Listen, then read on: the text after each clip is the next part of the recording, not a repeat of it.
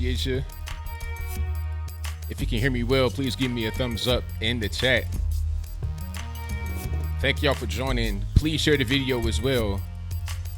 There's been a lot of things happening today, whenever you're listening to it. Creepy Joe Biden has officially announced that he is running to try and become the next president of the USA.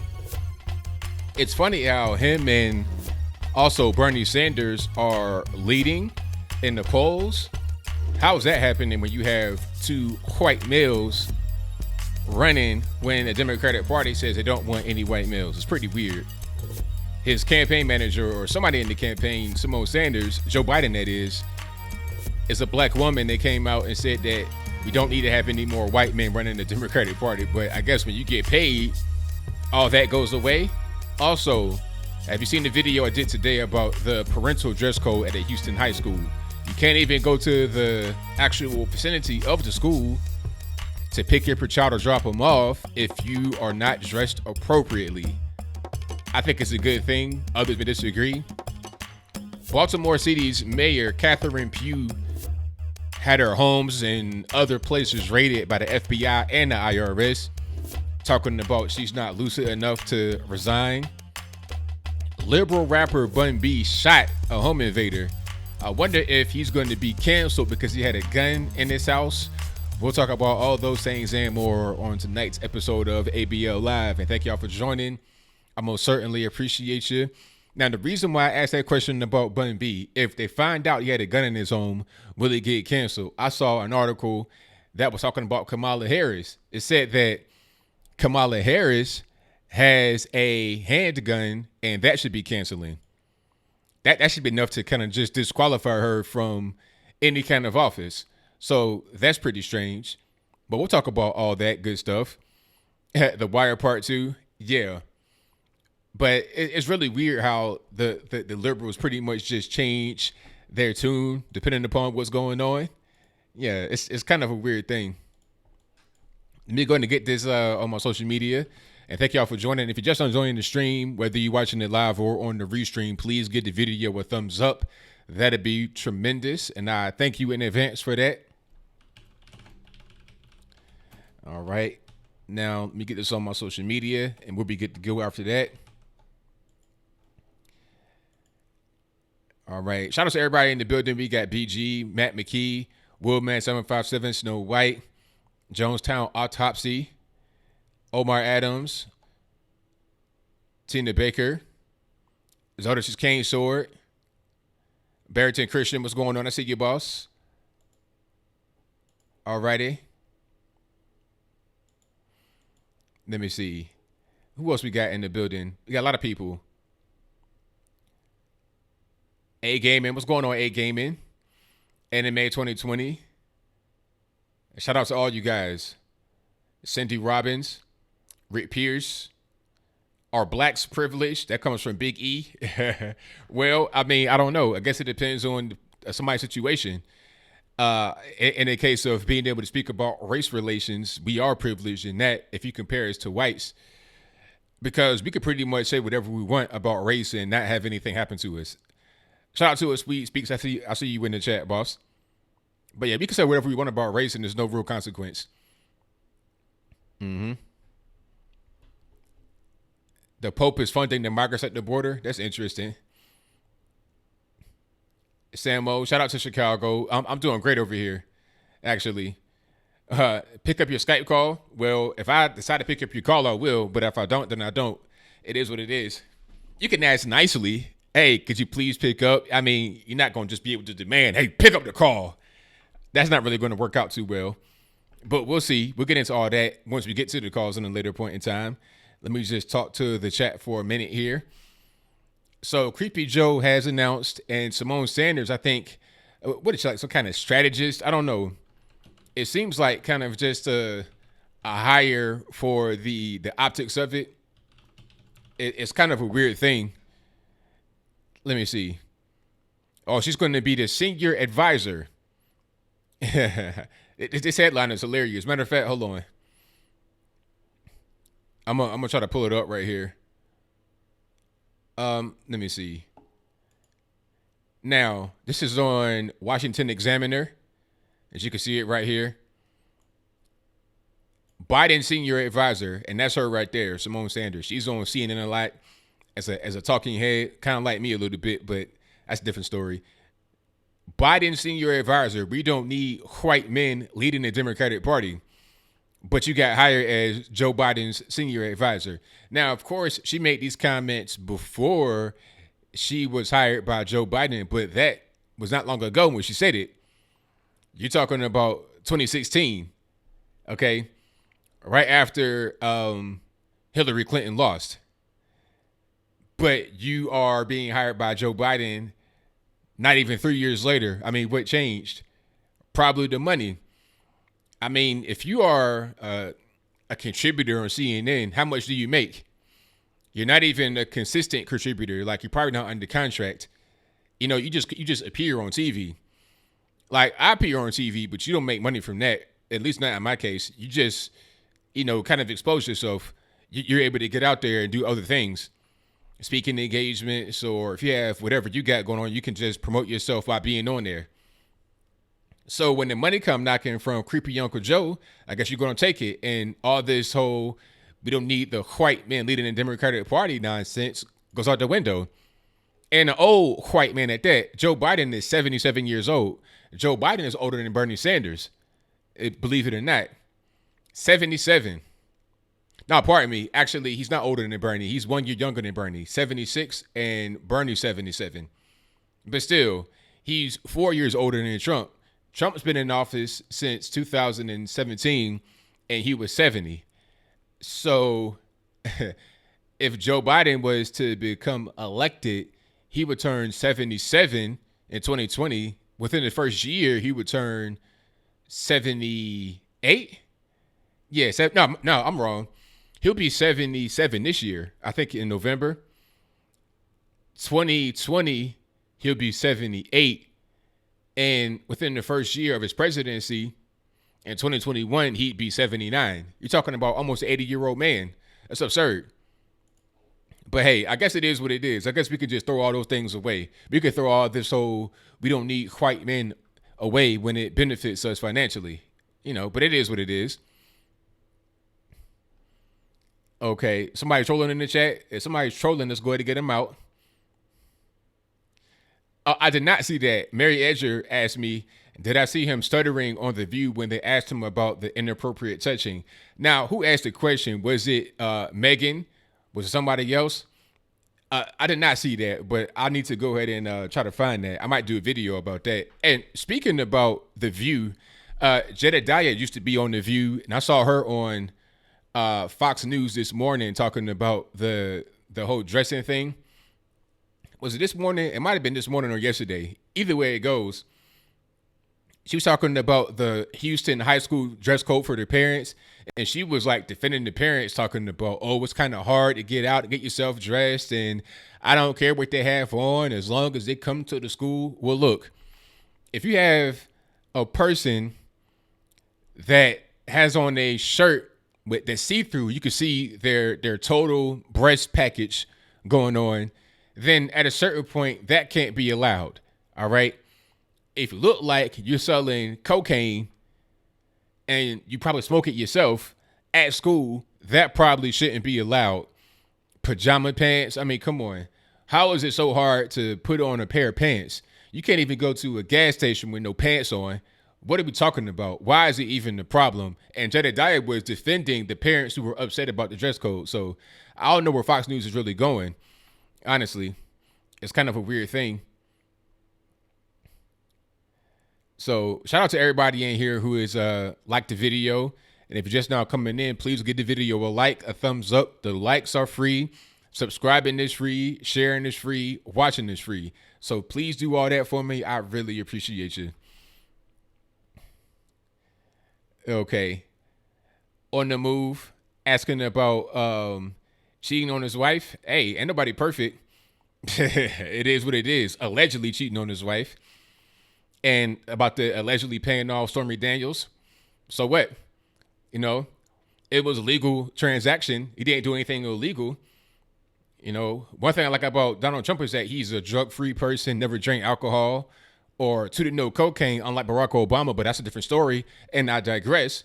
I'm just saying, if you're going to just bring out imperfections, then we can do that all day long. We could talk about Slick Willie doing his dirt in the White House as a president, and he got impeached because of that. We could talk about that. We could bring up all those things, but I think the most important thing right now is the current economy, the lowest black unemployment rate in the history of the statistic, the positive outlook of the country, consumer confidence in the country. That should be the focus rather than just petty little things they try to get the president on.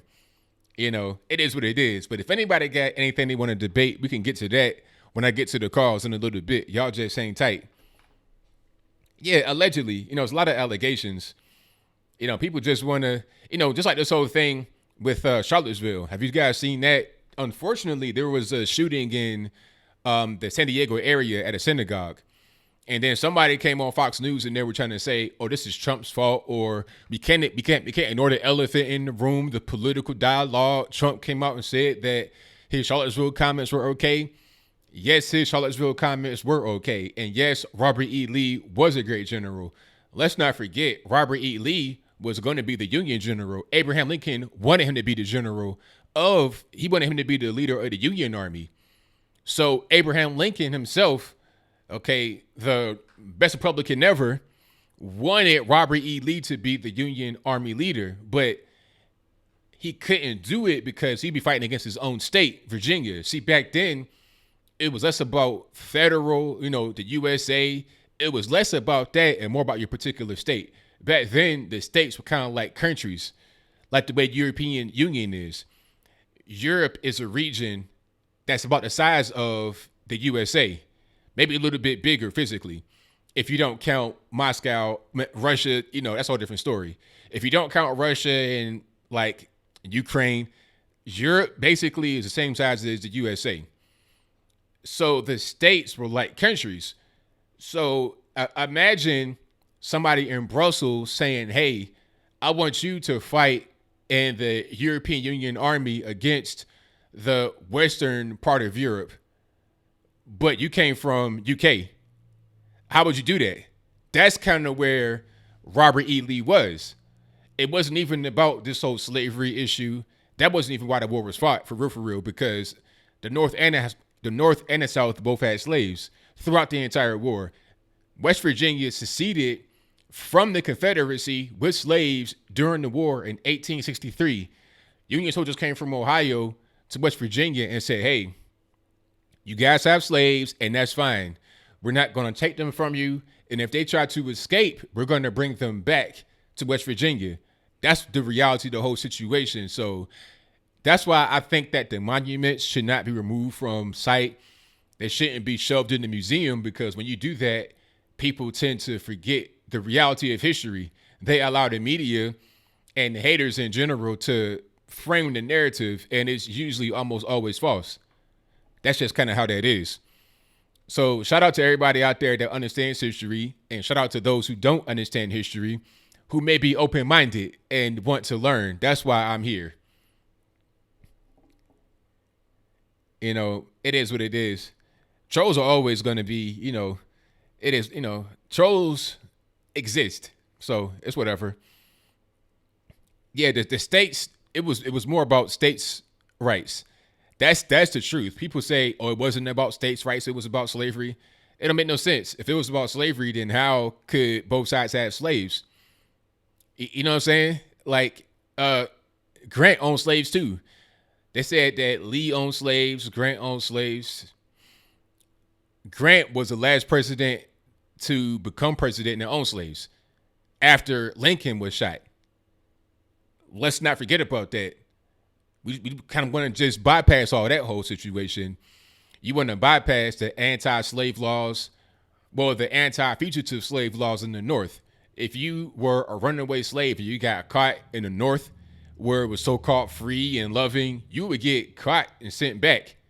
And you might get punished up there or punished by your slave owner.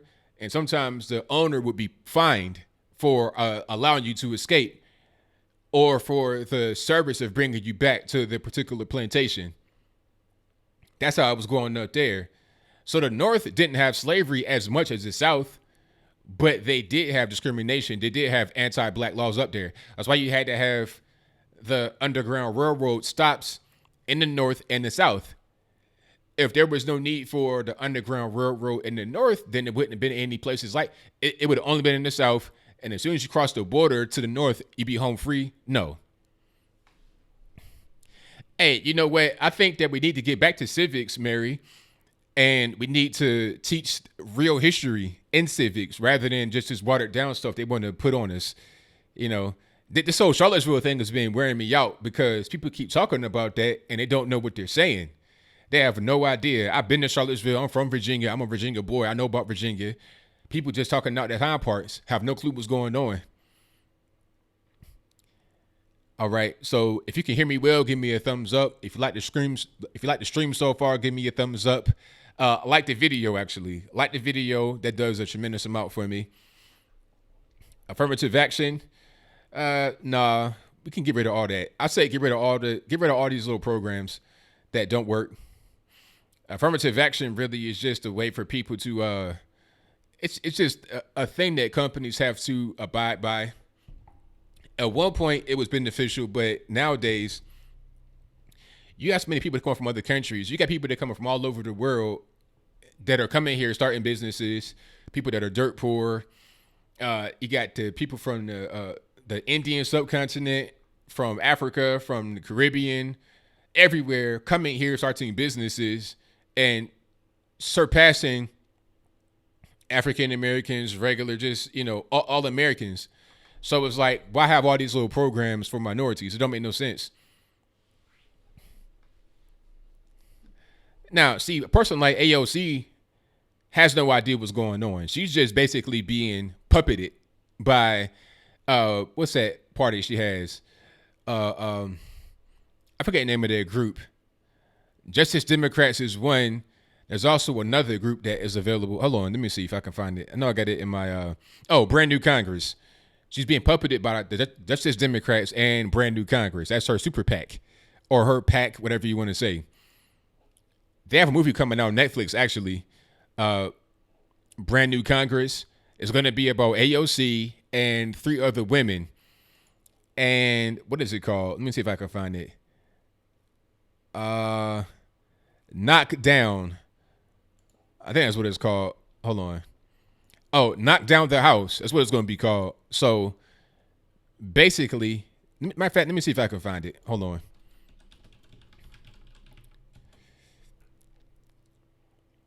Okay, Knock Down the House. I'm gonna just get like a little screenshot of the okay. So this is a trailer right here, Knock Down the House. This will be out May 1st, which is Wednesday.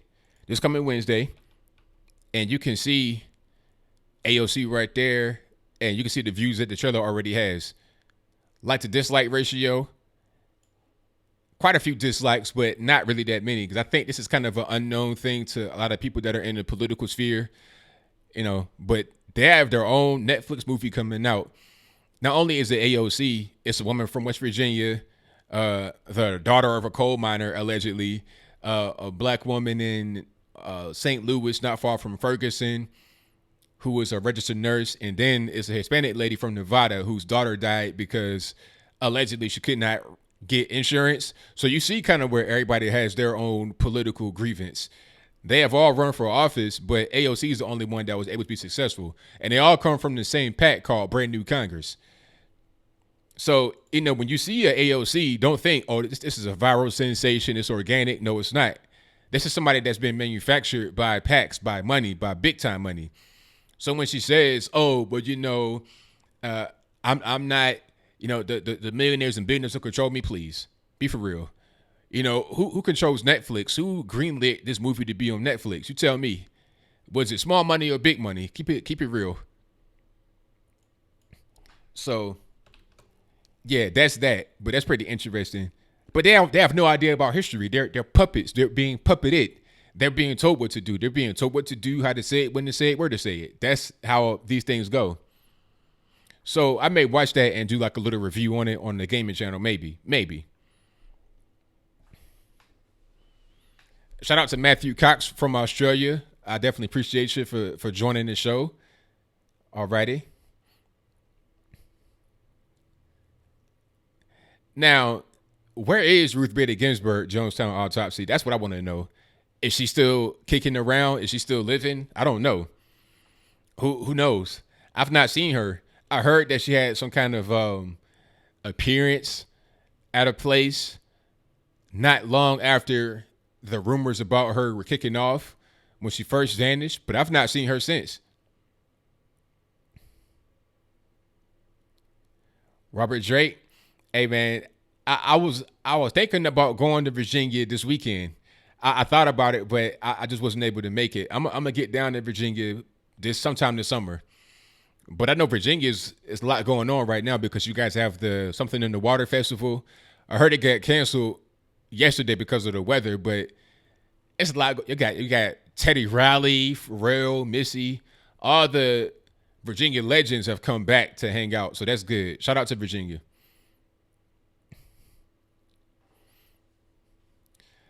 Oh, was Joe seen with the Netflix CEO? That's interesting. Very interesting. What's going on, German Musketeer? Thank you for joining. Yeah, Ruth, who knows? Weekend at Ruth, exactly. Who knows where she is? I have no clue. If y'all know, you let me know because I don't know what's going on with her. She could be anywhere. You know, I've not seen a trace of her since she first vanished. I think somebody should do a welfare check on the crib and see what's really going on. That's just my personal opinion, though. But hey, what do I know?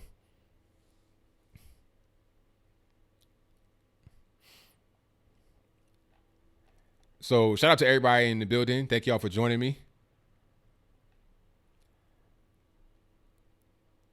Thank you, Mr. Smith, for the donation. He says, great show. I appreciate that 100%. And what else we got on the docket here? Oh, the Baltimore mayor that got raided.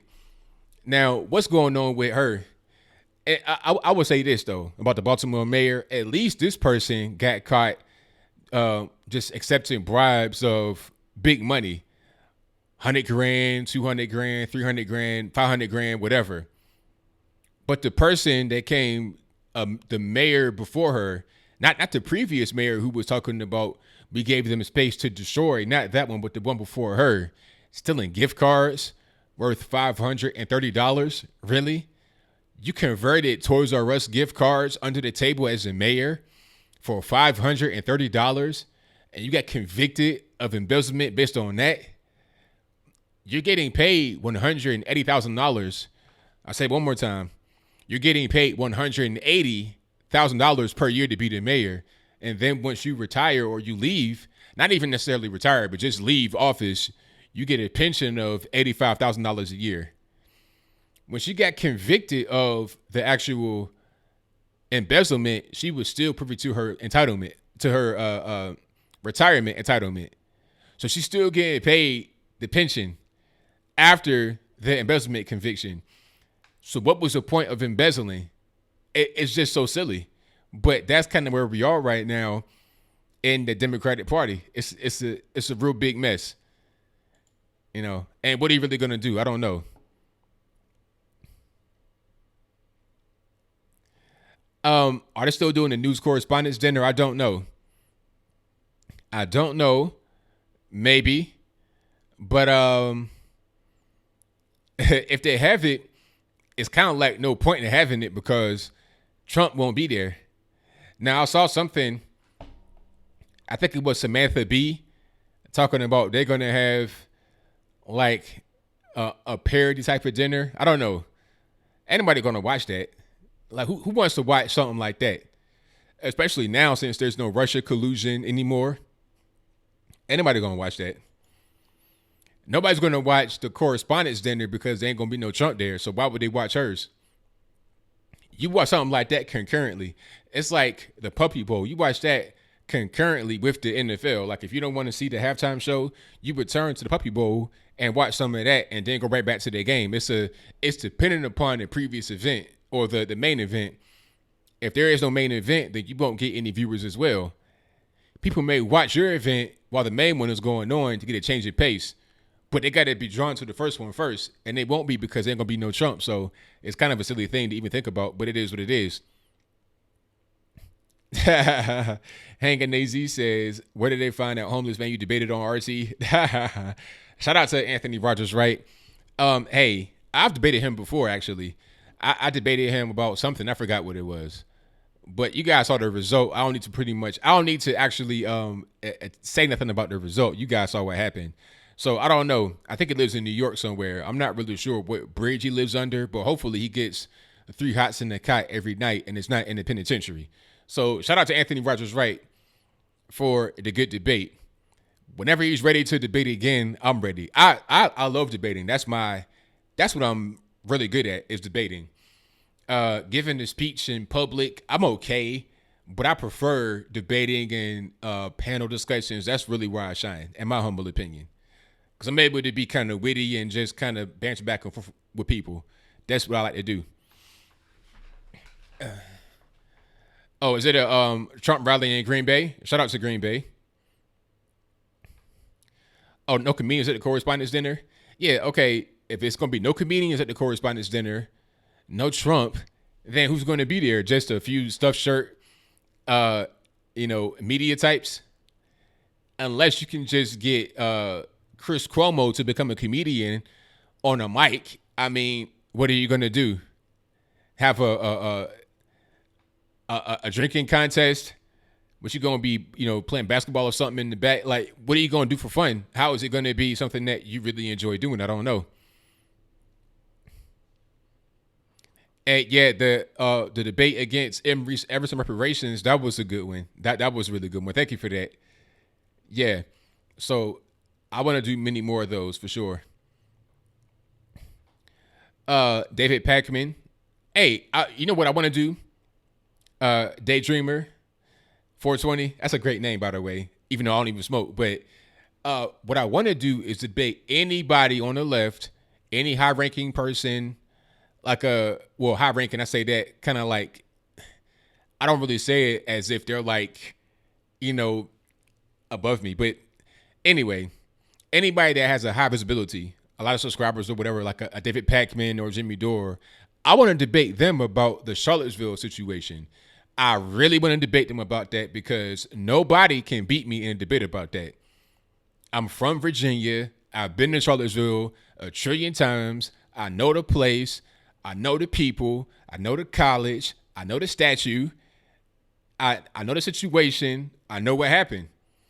So nobody's going to be able to defeat me in that debate. It just ain't going to happen. Ryu Cartel, thank you for that. You being a long-time viewer. I really, really appreciate that. That's 11,000 subs. That's what I like to see, for sure. Jim Acosta, yelling at the speaker. Jim Acosta is a mess. Jim Acosta has become, I don't know, these once respected journalists have totally lost their minds. I think Jim Acosta should talk to a therapist and get some medication. Quite honestly, I think he has Trump derangement syndrome really bad. And I think it might have been because of his interaction with Trump and the whole staff. Remember that thing where he was like snatching the mic away from the girl? The girl was trying to take the microphone from him because he was done. The questions are over. She's doing her job, taking the mic away. And then all of a sudden, it's like, what are you doing? You're losing your mind on TV here, sir. You're losing your cool. You're snapping at this girl. You're trying to fight this girl almost on television. I can see you. You're not behind closed doors. And then you go on TV talking about, Trump is a misogynist. He hates women. I saw you almost body slam this girl over the microphone. It was crazy. The dude has TDS, in my humble opinion. Trump derangement syndrome. He has it really bad. So Jim Acosta, hey, get on the couch, talk to a therapist. If they give you pills, don't take them all in one day. Don't become a dope fiend. We definitely don't need that. We don't need no junkie on TV acting crazy. See, it's one thing to be just kind of upset because Trump's in office. You got a little bit of TDS. It's different to be all of what I mentioned and a dope fiend on top of that. We don't want that. AOC can't. Debating AOC would be like debating a artificial intelligence. Debating AOC would be like debating something that's not even a human being, because what she would be doing is spouting out things that she was told to say by her team, not an actual debate. When you hear AOC talk, it's not her talking. There's people that have implanted things into her to say, like she is a machine, like she's AI, robot. Basically, that's what she is. Hassan Piker, oh man, he can't touch me. Hassan Piker would get washed. Hassan Piker, all these people, they would get washed. Yeah, see the Charlottesville situation. My thing is, he's got to be the worst white supremacist ever when you kill another white person. I don't understand how that makes any sense. Because I thought that it was all about racism. So why would you kill somebody that's white? Number one. Number two, there were good people on both sides. There were great folks on both sides, because the two sides were those that were for the statue of Robert E. Lee and those that were against it. You can't just say, because I want the statue of Robert E. Lee to stay here, that means that I have to be a Nazi. I personally want to keep the statue right there by UVA in the open, no shroud over it. Don't put it in the museum like racist Ralph Northam wants to do, blackface Northam, Klan costume Northam wants to do. Don't do that. Keep it out in the open so I can see it. That's what I want to see. That's what I want to do. I'm not a Nazi because I say that. That's just something that is my opinion. See, if I was to be in Charlottesville, I would be a good guy that's on one side of the particular argument. The media wants you to believe that the two sides were the Klan and those that are fighting the Klan. That's just not true. It's just not true. While there were racist people there, that wasn't the entirety of those that were in attendance, and that was not the purpose of that actual rally that day. The purpose of the rally was a lot of different people coming to Charlottesville because of the statue of Robert E. Lee. That was the bottom line. And the tiki torches, like, why should I be afraid of tiki torches? Like some stuff you have on somebody's lawn. Like you see those when you're having a pool party. Why should I be afraid of that? How is that going to affect me? If I come to the event with a gun, which I can have in Virginia, open carry state with no permit, if I come with a gun, what is your torch going to do? I mean, for real. I mean, it's so silly. But to meet like Joe Biden ought to be ashamed of himself. They said that he was going to start his campaign in Charlottesville, but then somebody said, don't do that because you're trying to use that as a political football. And he didn't call Heather Heyer's mother until after the campaign video came out. So it was like, come on, man, you don't care about that for real. Yeah, a tiki torch. It's like, come on. I've been to enough cookouts to know that a tiki torch can't hurt me. All I got to do is come with a bucket of water and their whole little event is done. I come with a bucket of some water straight from the pond or the hose. Matter of fact, I come with a super soaker gun and they're finished. You understand what I'm saying? That's what's going on with that. But we get to the calls. Thank y'all for joining. I'm going to turn my desktop audio off so you don't hear Skype going off crazy. But yeah, any Democrat that want to debate about Charlottesville, I'm letting y'all know, looking right into the camera, any Democrat out there, Hassan Piker, Secular Talks, anybody, Jimmy Dore, debate me right now whenever you want about Charlottesville and you get washed. I'm from Virginia. Y'all not. I've been to Virginia. I've been to Charlottesville, Virginia. Y'all haven't. I know the situation. I know the people. So let's do it. But let me get to the calls. A water gun. That's all I'm gonna need because that's all that was going on. You just have water being sprayed, and that's it. Nothing else. Let me see. Hold on here.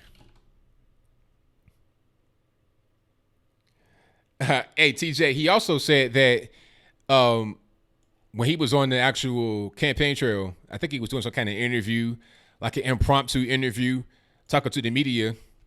He was saying that we need to make America straight again. I was like, you just said make America great again, but it might have been even worse because You said straight. Now you're going to have the LGBT squad on your back. Triggered because you used the word straight as if America is too gay. But let me get to the calls. There was somebody on the line I'm speaking to. It's Joshua. All right, Joshua, what's going on?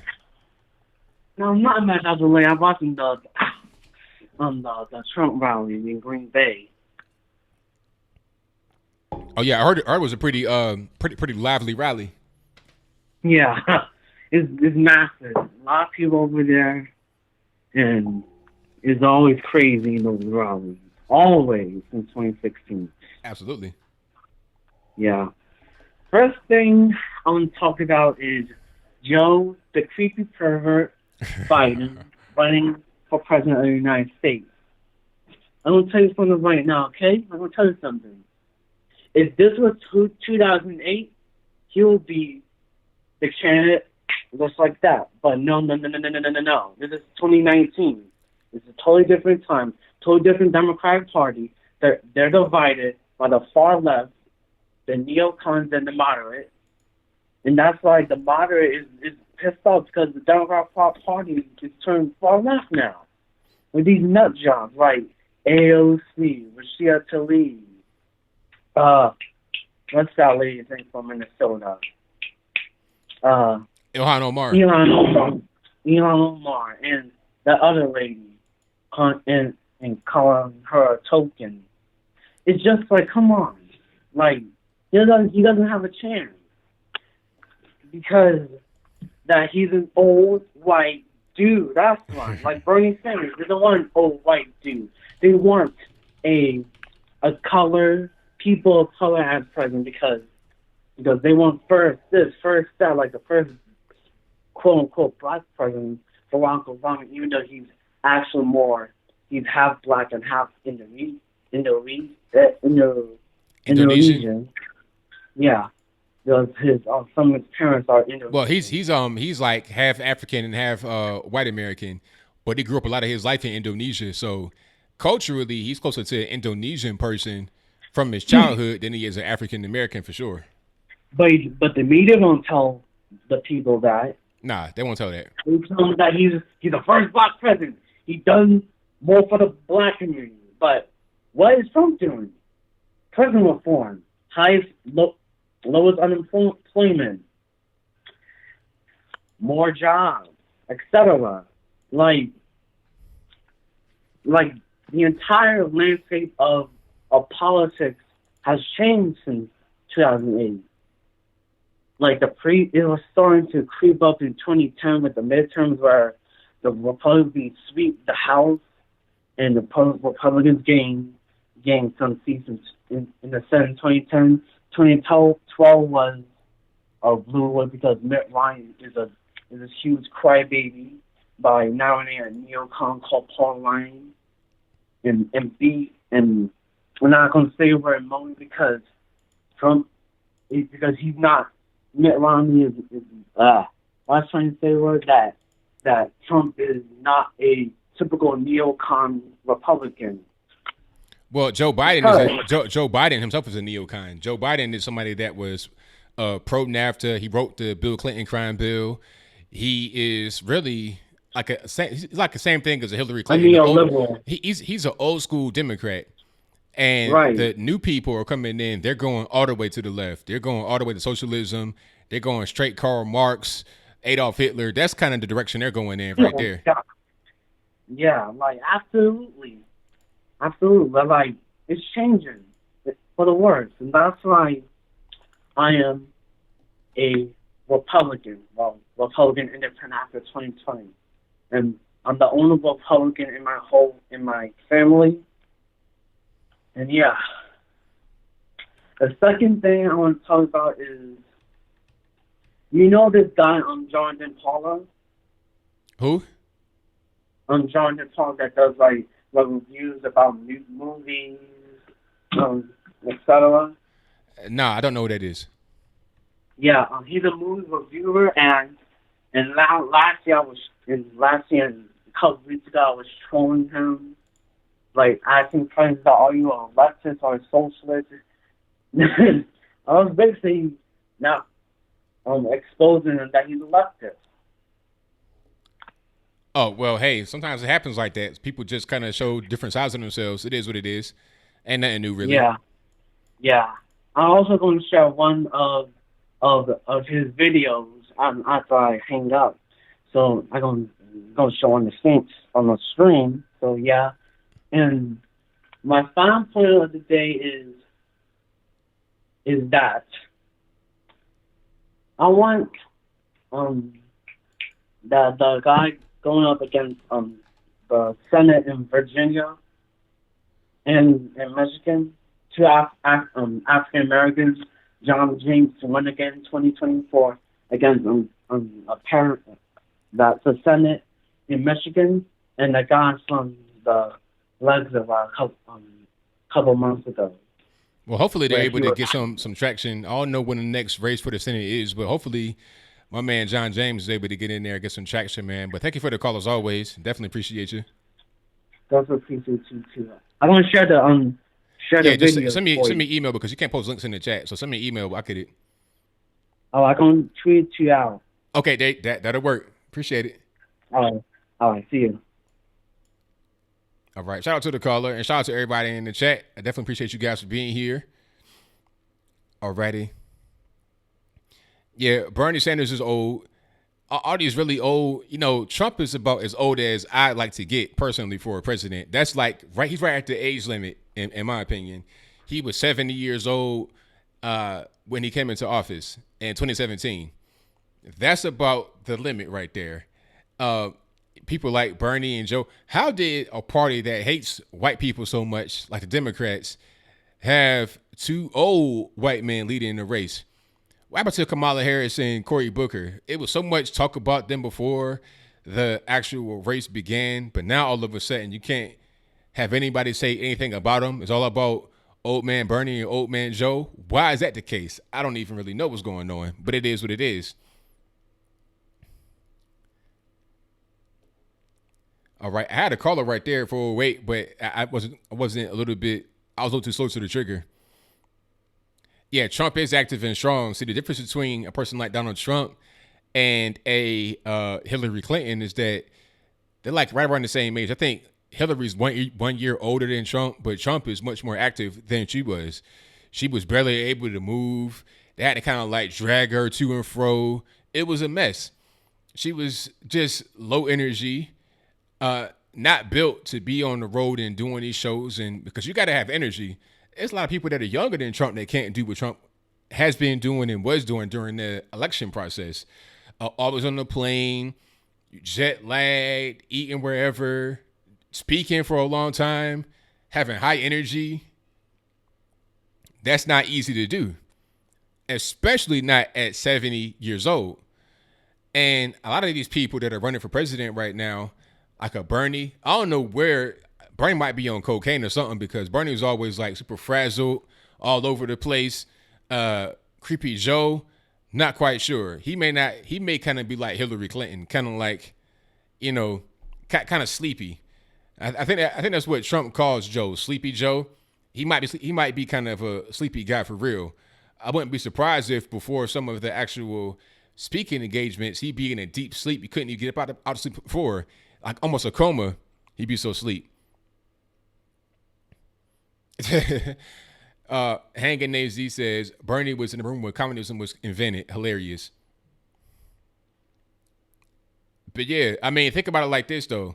I saw Bernie was around during MLK and all the protests and stuff like that. I saw John Lewis, who was around MLK at the time, using a walker to get around recently. So imagine how old Bernie is, and Bernie is older than him. John Lewis is like 68, 69. He's not even really that old.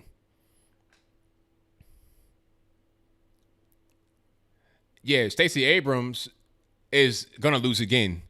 She couldn't win Georgia. It was kind of like wide open, really. I mean, Brian Kemp did well, but you know, you have Atlanta. She had Atlanta strong, but that wasn't enough to beat Georgia. and she's talking about, oh, it was election fraud. Please, ain't no election fraud. If it was election fraud, then why was Atlanta so solidly blue for her?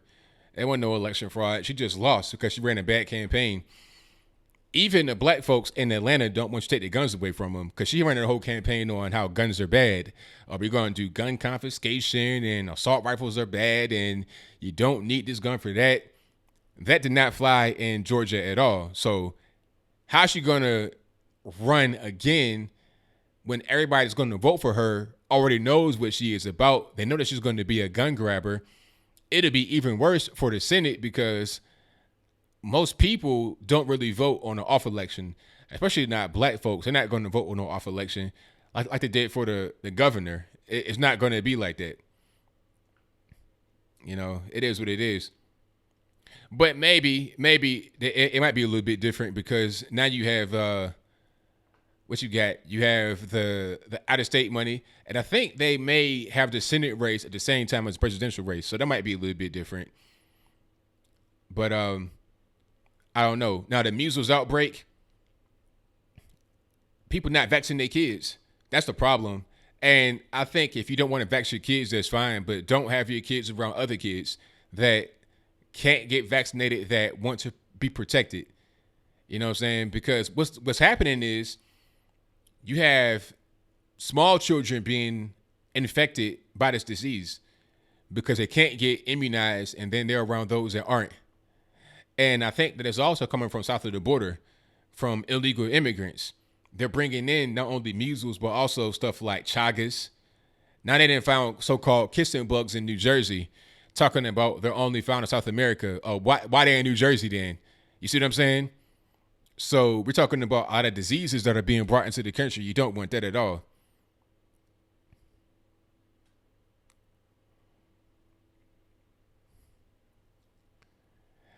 Now, okay, Matthew Cox has a good question about all the contenders. They're not going to be able to actually fund everybody. People are just throwing their names out there. Random people. I mean, you had Eric Swalwell, and then there was some other guy. I don't even know who that was. Some random guy. Just random people saying, I'm running for president. They're not going to all be funded.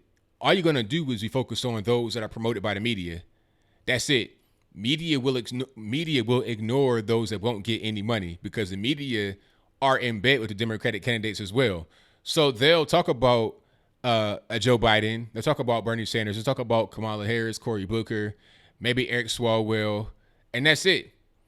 I don't know who else. They may give others some time on the stage, but it doesn't matter because they won't get any kind of other coverage than that. Kamala Harris already had like 2 town halls on CNN, 2 or 3 town halls on CNN. Christian Gillibrand and anybody else won't get any kind of attention. Who's that? Tulsi Gabbard won't get any attention because she's a centrist. And you can't be a centrist and be in the Democratic Party anymore. That's not how it's going to work out. So she won't get any love either. Shout out to Master Prestige, who says you need to get on Jesse Lee Peterson's show. Hey, I love to get on there. People say that all the time. Hey, whenever JLP hit me up, whenever their squad hits me up, I'd love to get on there. For sure. We can have a great discussion. But I think Jesse Lee Peterson likes to have people that think differently than he does. So there can be kind of a disagreement and an interesting talk as it relates to that. But I'm not really sure about just having just a conversation where you agree. Maybe I could be wrong, but I don't know. But if that's what he wants, then I'm with it. I say, come on, let's get it. Oh, Beto's done. Beto's finished because Beto is a gaff machine. No, Beto's a gaff machine. But that's a good question. Where's Beto? He's not going to be able to get stuff done. And who else was it? It was Beto. Oh, Pete Buttigieg might be around because he's gay. You know, so he maybe they use that kind of thing to his advantage. Thank you for the super chat, Helen St. Eves. She says, thanks for all you do, ABL. I appreciate you. You're very welcome. Amazing. Now, what I may do is some more content over on ABL Gaming for you guys. People talking about, put some more stuff on ABL Gaming. I may do that. I may do like an Avengers review if I ever get to see that. We drove by the movie theater the other day. You can see it from the highway because it's right there up against it. It was crazy. You talking about wall to wall cars everywhere, just lined up. I mean, totally sold out. I wonder what the first weekend sales are going to be from the movie. Probably off the chain. If I see anybody spoiling it, I'm calling the police straight up. Just playing, but halfway not playing. Have I seen the anti-Semitic comic of Trump and the Jewish dog in the New York Times? No, I haven't. Nah, I don't know what's going on with the anti-Semitic Nah. You know what's weird? Speaking about anti-Semites, people are trying to blame Trump, or they're trying to allude to Trump saying that the Charlottesville thing was okay as a reason why the shooting happened in California. Or was it like San Diego County? Like today, it was a synagogue shooting today, unfortunately. May those who died rest in peace. But people are trying to say that it's Trump's fault, or it's because he said the whole thing was okay in Charlottesville. Please. The left are the ones that are having this whole, all about the Benjamins and, the GOP's controlled by AIPAC, all this, that, and the third. So, I mean, what's really going on? Trump is going out of his way to be pro-Israel and pro-Jewish. But the other side is not doing that. So who's really going to be? Once you hear from this guy that did it, I want to hear what he says, because he didn't die. He's 19 years old, white male. I want to hear from him why he did this. I want to get into his background, find out his name, and do some independent research to understand what this guy was going through, what was on his mind, what drove him to do this. That's what I want to see. I think there may be a surprising result to those that are on the left. Oh no, I'm not. I'm not even going to talk about. Nobody say. If you say anything about Avengers that can be anywhere related to spoiling, I will just delete instantly and block. Do not spoil the movie. He's 19 years old. That's right, 19-year-old shooter. They have him in custody. Tommy Sotomayor is cool. That's not really my kind of content, honestly. But I think he's cool though, because I think he has his end goal, I think, is similar to mine, but we're just different. Tucker Carlson, I like him as well. I like Tucker because he's able to say certain things that a lot of journalists are scared to say, or talking heads, whatever you want to call it, TV personalities. They're afraid to say what he says, and I like the blank stare. I like that look too. So shout out to Tucker Carlson and Tommy Sotomayor. Red Elephants. I don't watch Red Elephants because they get stuff wrong a lot of times, honestly. But I will say this: they get stuff wrong sometimes, but they also have a lot of good information. I saw him, Vincent James. I saw him debate Destiny, and he destroyed him. He had all his facts in the binder, So I like what he did there, but sometimes he be wrong.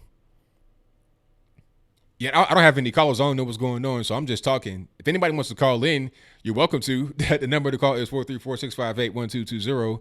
The number is always right here in the ticker, right there, 434-658-1220. The number is also in the description box below.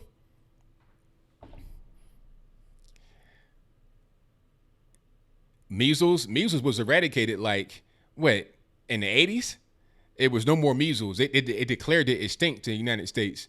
Now all of a sudden it's coming back. It's because you have people that come from other countries that aren't vaccinated and people that are anti-vaxxers in this country. Now measles is back in full effect. That's the problem. And the issue with that is sometimes the vaccine wears off and you get to be later in life. So you got a lot of complications happening. 216, you're on the line. Who am I speaking to?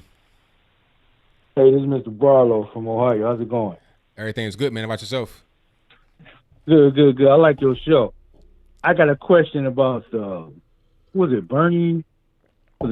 Sanders, when they asked that question about Charlottesville? The young lady asked the question about Charlottesville in the fact that should felons be able to vote? Am I correct? Yeah.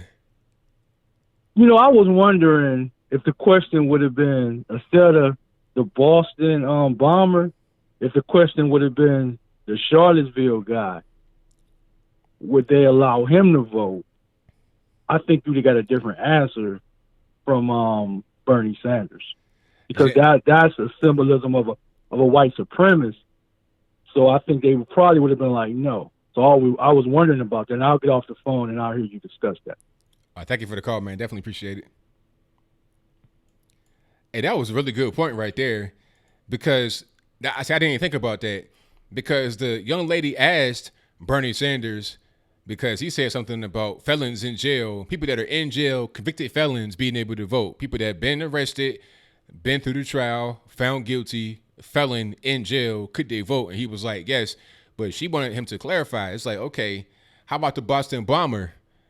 Should he be able to vote? Now, the Boston bomber was from Dagestan, which is like a southern part of Russia, close to Armenia and Georgia, meaning he was a Muslim. Now, although technically he might have been white, kind of not really, kind of an Arab, but that's a different story. He was Muslim, though. So you can't really put him in the category of a white supremacist. But if he were to be a Dylan Roof, an obvious white American white supremacist to kill black folks, all of a sudden your answer changes. It has to change. So I think that he would change his answer. I'm not quite sure if he would say no, but it definitely would be a different response for 1,000% certain. 318 on the line. Who am I speaking to? Yeah, am I on the air? Yes, you are. Okay, Captain Brandon Hort Lover. I've been subbing for a while and commenting. I was the last guy to check in a week ago from Jackson, Tennessee. I was thinking I'm going to go back to I think 2 shows ago, to where it was about the rapper Nipsey Hussle. Yeah. I was thinking, number one, I guess you've already commented about the violence afterwards. Do you think eventually there's going to be talk about how the hip hop community, and no disrespect to the whole genre of music, there's good music in any genre and subgenre, but it's just not a good lifestyle, this consumption of like South Pole jeans and glitter and materialism and the gang and shooting other people and taking a lifestyle seriously. And second of all, going back several days to many people made a great video about Charlize Theron accepting her, like, what is it, 7-year-old son is transgendered. Correct. Do you think this would be a bit controversial? But maybe that's in the media every day. I consider myself not no one ignorant. I consider myself someone who listens to multiple sources, looks at multiple sides. I give you mad props and respect. Do you think it's getting to a point where almost that's in the news daily here in North America? And I'm trying to be polite and show respect about it, but it's almost like people at a younger and younger age are accepting mental illness as the norm. Like it's really being pushed on us. Do you know what I'm saying? Where it's getting to be daily and bi-daily in the news. And, I don't know why I would say pushed on us or shoved down our throats, but as anyone else, I was wondering, have you felt like that's more in the news constantly? And it's getting younger and younger with these Desmond Child, whatever the young boy from Toronto is, or Montreal, Luscious Desmond, all these news stories of drag and transgender kids coming out, quote unquote, at like 6 years of age. Does anyone else find this kind of disturbing? I mean, at age 6, I wasn't really thinking of human sexuality at all. I wasn't. It was all about Transformers, G.I. Joe, GoBots, real Ghostbusters. It was, kid stuff. Am I articulating myself right? You're right. You're 100% right. Now, I answer your last question first. It's becoming more mainstream because it's being purposely done. There's a lot of lobbying groups that are out here that want that to be the case. You got groups like GLAAD, Glisten, etc. All of Hollywood, they're in on it. And the thing about all Hollywood, of them, all of New York. Yeah.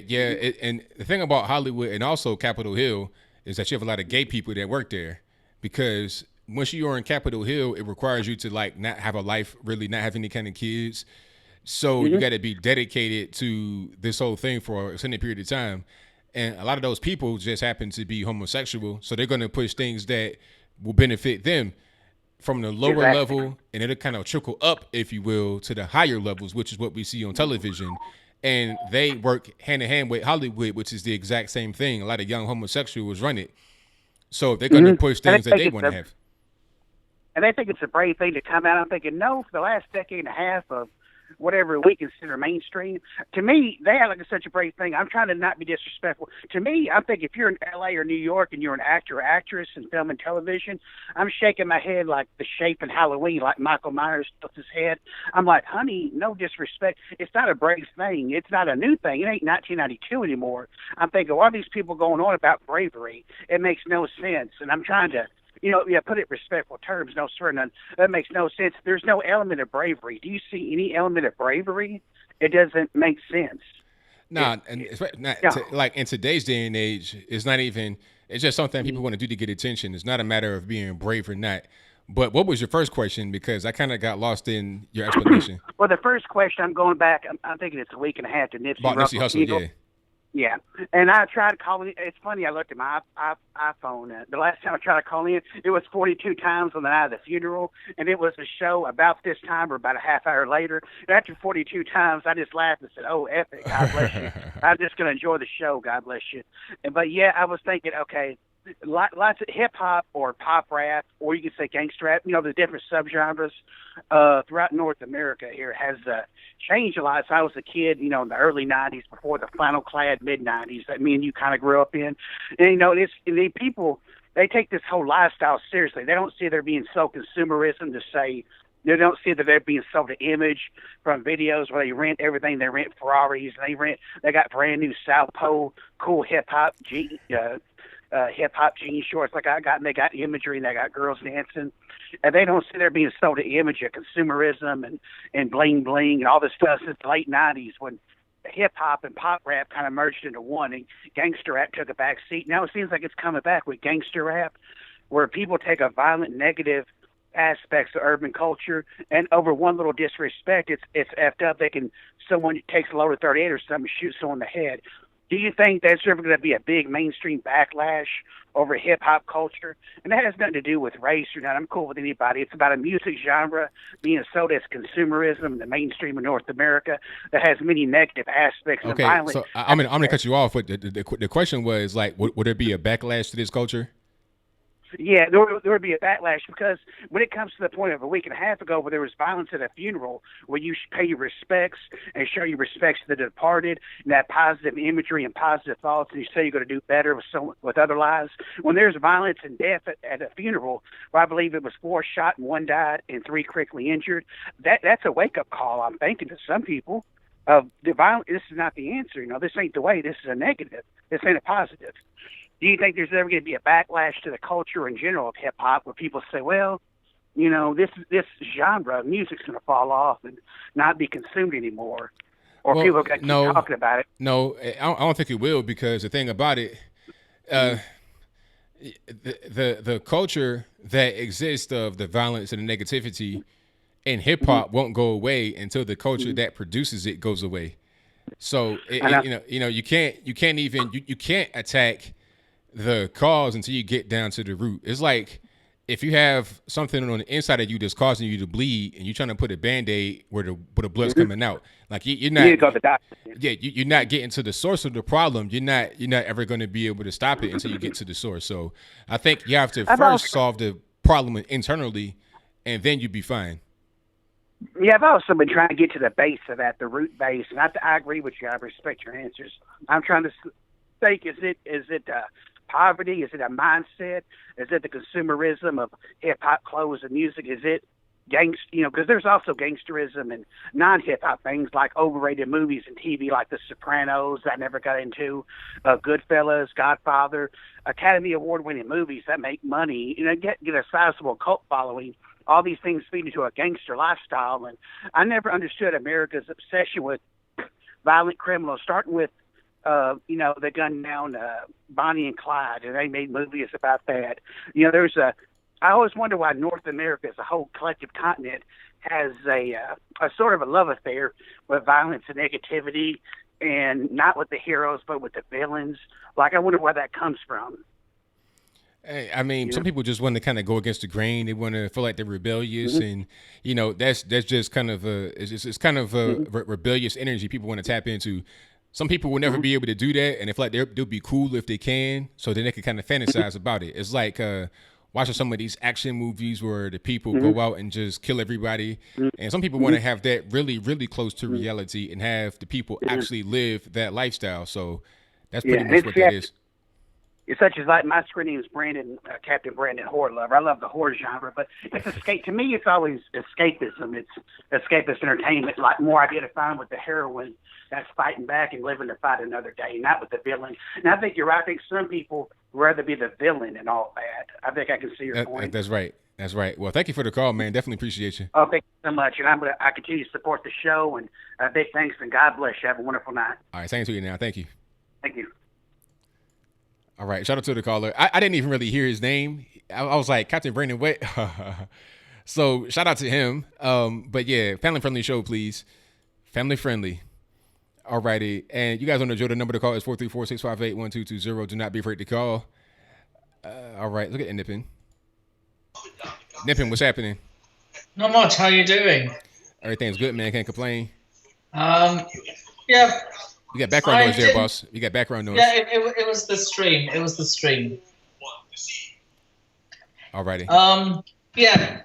I'm not gonna bother watching the Avengers movie. Yeah, we ain't even gonna talk about that because everybody trying to spoil it, so we ain't even gonna go there. Exactly, and I already know what happens because some. Don't tell me. Don't tell me. I'm not gonna tell you. I'm not telling you.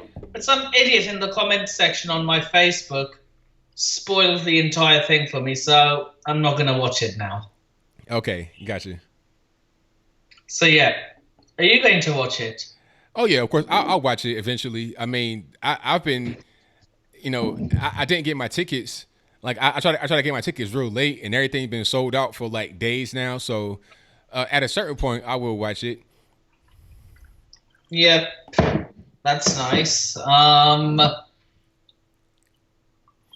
right. So what's go ahead. And then creepy Uncle Joe. What's up with him now? Oh, he officially put his name in the hat to become the president, to try and become the nominee. And he came up with a campaign video talking about how Trump said that Charlottesville, it was good people on both sides, all this, that, and the third. So he came up with a lie.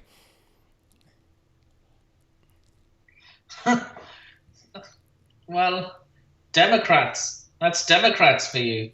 Pretty much. Yeah. And then the dress codes. What of it? You had to watch the video, but basically what happened was in the video I did, it was a school that put a dress code in there for parents. Yep. Okay. Because the parents are coming to the school dressed inappropriately to pick up their children, and people got kind of upset. Inappropriately? Like, what do you mean? Well, not appropriate for school. See-through clothing, pajamas, just not appropriate for school. Okay. Yeah. You got to watch the video to really kind of understand. Yeah, I feel they have a point. I mean, like, it's not something you should go into school, like see-through or something that's too short. Yeah, right. Exactly. Something too short can't do that. Yeah, you can't. They're absolutely right to put that there. Right. And Baltimore Mayor, what happened? You got to see the videos, Nippin. Come on now, you got to be in tune with the news. Okay. Sorry. Now the Baltimore Mayor got their homes and their offices raided by the FBI. Yep. That's right. And what next? You got to watch the videos, Nippin. What are you doing, man? You ain't even watching no videos. What's going on? Sorry. And yeah, because I just don't get the time anymore to go on YouTube as much as I used to. Okay. And then there's Bun B. Okay. you gonna say what happened? A rapper. Yeah, it's a rapper. Yeah, what happened? Well, he shot a home invader, but he's a very liberal person. So I'm not really sure if the person that he endorsed for president in 2015, Bernie Sanders, would approve of him having a gun in his house. Well, does he follow the First Amendment? Who? Um, The rapper? Bun B, yeah. I mean, I was supposed so, but I don't know. But I know that Bernie Sanders is not a fan of guns. He said he wants to ban all so-called assault weapons. So I'm not really sure if Bernie Sanders would approve of him having a gun in his house. I don't think he will. Nah. And apparently, I've been hearing that Charlize Theron is going to throw in the towel, is going to put her name in the hat as well. Nah. To do what? Become the president. Nah. When did you hear that? Probably heard it on a bogus news site. It had to have been bogus because that don't make no sense. And Charlize Theron was born in South Africa, so that's not going to work anyway. Wait, I thought you had to be born a U.S. citizen to be president. You got to be born. You got to be born on U.S. soil. Wow. Or in certain cases, you can be born outside the U.S. like John McCain, but you got to have American parents. But Charlize Theron's from South Africa, so she couldn't be the president anyway. Oh, okay, yeah. That was definitely some bogus news site. Yeah. News. Sorry, slip of a tongue there. Right. And yeah, I haven't been following the news lately. Sorry. It's just that I'm not subscribed to you on my other channel. Just do it, man. Do it on the low so can nobody see. Yeah, it's because I don't want to be exposed and put into YouTube jail. Ain't nobody going to do that because everybody in here is subscribe to me and they're not in YouTube jail, so they're fine. Yeah. Don't worry about it. But then why is Thingy in YouTube jail? Like Lawrence Southern, Tommy Robinson. Well, you know why they got put in YouTube jail is because they're considered too extreme and too popular by the mainstream media. So what happens is the mainstream media will write pieces on them, attack them, and then they try to attack the entire platform. So YouTube just puts them in kind of a purgatory state to prevent the whole platform from going down. That's all that happens. Because Candace Owens was attacked. But Candace Owens is fine. Her channel is still up. Okay. But yeah, so put my channel in. So yeah, I'm going to promote my channel now. It's just type in Nippon Sharma, and then you'll find me. All right, yeah. Type your name in the chat. People can see it. All right. So yeah, I just sent in the a status saying not going to bother watching. By not going to bother watching, saying not going to bother watching the movie. All right, I got you. So and then I think that's pretty much it, ain't it? Yeah. I'm sorry if I wasted your time today. Oh no, it's all good, man. I thank you for the call as always. Definitely appreciate you. It was nice speaking to you, ABL. All right, now take care. Peace. All right, Nipping, you gotta watch the videos, man. Watch the videos so you know what's going on. That's what I'm here for, to give you the news. All right. And shout out to the super chatters right quick. Hold on. I think I missed somebody. Shout out to Roger Sloan says, who the heck is this guy? Hey, that's Nipping. Shout out to Nipping. And did I get everybody in super chat? I think I did. So shout out to all the callers. 269, you're on the line. Who am I speaking to? This is Kurt Plunk. How are you tonight? Everything's good, man. How about yourself? Well, not too bad, brother. I heard kind of heard your intro there a little bit. A few things I wanted to kind of like brush upon is you said something about teaching history in civics classes in high school. Yeah, they got to teach proper history, and they got to teach civics. Yeah. I'm thinking. Well, here's something funny. All through high school, I had we had mandatory history. American history was one of the classes, and then there was world history after you got through American history. Well, see, I took all that too, but the problem is that they're not teaching the right things. They're giving you kind of how can I say it? They're giving you an abridged version of history. They're not telling you everything that's going on, and they're presenting it in a way they're presenting it in a way that makes you think one thing when a different thing is the reality. Yeah, understood. I flunked. I'm going to tell you right now, I skipped class and everything else. It was like my history teacher. He was kind of like a tyrant, you know. He was just, and we ended up. Here's the thing: we ended up spending 6 months of 1 year learning about slavery, and then stopped just short of World War II. So we didn't really learn all of American history. You know, we were kind of. So that being said, I ditched this class a lot, and I mean, I'd be there, but it was intermittent. But I knew more than the teacher did about his own class, and it was kind of this a little bit disheartening. But that being said, I've learned more since high school about actual history, real history, than I could have ever. I mean, we didn't have the internet back then, so there's multiple resources that we could be going through. Other than, and you got to be kind of concerned. The college courses and everything else like that, they teach the same things. It's shame on you, shame on you, shame on you, and I'm sitting there going, well, where's the history at? Right. I mean, that's a good question. You know, and I've learned a lot about. I mean, even the American Indians before the European settlers came here, they were fighting amongst themselves. You just don't get warrior tribes from nowhere. You know, they were already fighting with each other. Right. So there's a lot of that that wasn't told to us. All we learned about was poison blankets and whiskey. You know. And that just seemed a little bit short of. So I actually I was in Virginia down there, Jamestown. I'm sure you're familiar with. Yeah, the place. I've been there. That's old town, right by Williamsburg, all that. Oh yeah, we went seen all the old colonial villages, and watched them shoot cannons off, and have the patriots that were marching around, and we visited the Indian villages too, which was very, very, very educational. There's people that still live there that lived there 400 years ago, and then longer. Oh yeah. We used to go there all the time for like field trips in school when I was a kid. So yeah, we see the reenactments and everybody in all the villages. Yeah, it's a pretty cool place to visit. Did you know Jamestown was the place where the first free black people settled there, and how they got there? Did you know how they got there? No.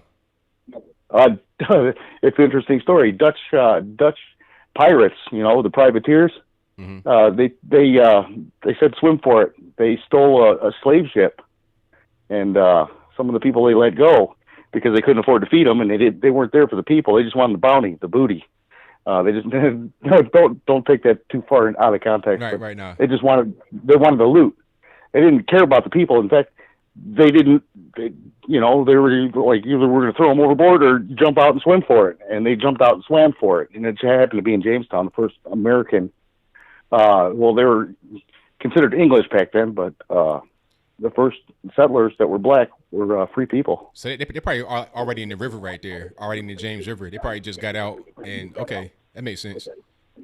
Yeah, they just dropped them off pretty much. They didn't want to kill them, Right. They just here, get out. Pretty much like somebody carjack a car. They here, get out. I don't want to hurt you. Just get out. Right. But that's what happened. That's how they got there. Wow. So that's real. That's real history, and their family still lives there too. Wow. That was in 1523. I want to say that was. That's how long ago that was. Wow, a long time ago. That's a long time ago. Yes, sir. So there's a lot of history that's not being told in our books, and that was way before the slave trade started in the United States. Right. That we weren't born with that. It just started happening when the French moved in, obviously. Yeah. They were fighting with the French, and even though Fort Pittsburgh, the French came up there and tried to sack it. So, all right. I just wanted to let you know that, history and civics. I've never taken a civics course. I don't even know what that is. Just talking about how the government works. Oh, okay. Well, we already know how that works. Big donors. Right. Hey, what's the big? No big. And I noticed if you're gonna be a lawyer, they have to take ethics courses and all these other side courses to get in business courses and things like that. And the ethics courses, it teaches them kind of how to be a criminal. So, these other side courses that are mandatory. And I've got a few lawyer buddies. Oh, the Trump rally in Wisconsin is going on right now. Oh yeah, I heard about that. I've got friends that, yeah, I've got friends there right now. They said it's loaded, packed, loaded, full of people. Oh, it always Standing is, room and the only. rallies they're always just crazy packed. Right, absolutely. So what else do you have on there? Yeah, I made a. Sometimes I get into, and I know you have limited time to get a lot of callers, but there was Uncle Joe, crazy uncle, little creepy Uncle Joe, was reportedly met up with the CEO of Netflix. I want to say, yeah, it's Netflix. I was watching something else, and the progressives are really mad about it because obviously they're having their own internal struggle. Yeah. Well, So I'm not going to say the thing about it is they have their own movie coming out. AOC has a movie coming out on Netflix, coming out on May 1st, Wednesday. From the brand new Congress, it's like her pack is going to be her, and 3 other women, and all of them are from the same pack, brand new Congress. All of them ran for Congress, and AOC is the only one that was successful, but they all ran, and that's coming out May 1st. So if he's meeting with a Netflix CEO, he may kind of try to compete with them on that particular platform. So that's why they're upset about that. Okay, yeah. It's funny how they're starting these packs. They started this just small donors, but they got these packs that are starting up for the progressives. They're starting all these packs up, and it's kind of cringy and creepy because they said, "Oh well, now we're not taking super PAC money. They're just like moving the goalposts around." That's right. Yeah, I think they're all Green Party candidates to begin with, and they just didn't have the numbers, so they latched themselves on like a lamprey, right, to the Democrats. So I think that's what they're doing, and they're sucking at it, just like these socialists have to suck onto. They have to attach themselves to capitalism. They can't work. They can't survive without something that's already moving. So I don't understand how they're calling themselves progressives. Right, pretty much. They're like regressives. They want to latch themselves onto something, And I've got all kinds of comments and stuff. People wanting to, have their grandparents and parents pay their property taxes so they can live for $1,000 a month free on their couch, so they can create music. That's not how you got to go. You got to do something in the world. You can't have everybody pay your bills for you, man. But thank you for the call. Definitely appreciate you. All right, there, ABL. Hey, I'm getting one of those ABL T-shirts. And if I happen to see you somewhere, I'm gonna be wearing your shirt. Hey, man, that'd be fantastic. Excellent. Yeah, that merch. I dig the MAGA stuff, but I see that ABL one. That one just sticks out like a sore thumb. I want to wear that, and I'll put it on sometime if I ever wear clothes and get on your podcast. All right, man. I appreciate that. All right, man. Much love, everybody out there. Hey, subscribe to everybody else. Subscribe to everybody else's channels. I don't care if they are a cringy Democrat. And hit the thumbs up and like on ABL's channel. Much love to all your viewers. And and I saw your thing on RT. You mopped the floor with them. I appreciate that, man. I really enjoyed that debate. All right, man. All right, now. I did too. I thought it was funny. Good night, man. All right, now. Peace. All right, thank you to Kurt Plunk for the call. Most certainly appreciate him. And shout out to the super chat that I missed earlier. Sorry about that. From Dennis the Menace, who says, so if you're vaccinated, why do you get the viruses? Why are the vaccinated people so worried? Isn't the purpose of vaccines to protect you? Be blessed. Well, I mean, okay, number one, you have children that are too young to be vaccinated that could be in danger because somebody is around that is not vaccinated and they're carrying the virus. The person that is too young, like a baby, can still catch the virus and mess around and die because, the brain can swell up. That can be very dangerous. I think a baby did die because of the measles in the United States recently. And also sometimes you have older people that had a different form of the vaccine, like in the 60s or 70s or whatever, and the efficacy of it may have run its course. So it's, you're still kind of vulnerable to it, even if you were vaccinated. So the best thing to do would be to just get vaccinated. And if you don't want to be vaccinated, just go to a different place where you're away from general society. Like the Amish, they pretty much stay to themselves off in the woods in Pennsylvania. They're not bothering nobody. That's just what they do. So you're not going to be in danger from them. But some people want to be anti-vaxxers and be in a major metropolitan area, just hanging out, shaking hands, kissing babies. Like, if I knew it was a presidential candidate that had not been vaccinated, I would not let them within 10 feet, 100 feet, 1,000 feet of my child if I had one. Not at all. So I'm like, Doc, I don't know what you got. I'd rather be hanging around Magic Johnson than you. Because I know Magic then got all kind of medication. He probably already got the cure. But that's a different story. So I wouldn't even go down that road. The Amish, they hang out. They got their own community. They're self-sufficient. They're growing food. They just, they're doing their own thing. That's fine. But don't be in like Brooklyn, New York, unvaccinated, just, coughing and hacking all over the place. That it's just not right. That's what's causing the outbreak, because it's happening in these city areas where you have big clusters of people that are just gathering around. Bill from the Hills got the same hat. Yes, indeed. Get yours right there from the link he posts right over my shoulder in the chat, right in front of you in the chat. The 1776. Oh, and I have more hats coming out, and also I got some flags coming soon. I'm gonna do an unboxing here, and we're gonna release those really, really soon. So y'all stay tuned for that. I'll let y'all know once we do that. And also, y'all don't forget, we have what's my man's name? We have Dr. Shiva coming up again this Saturday.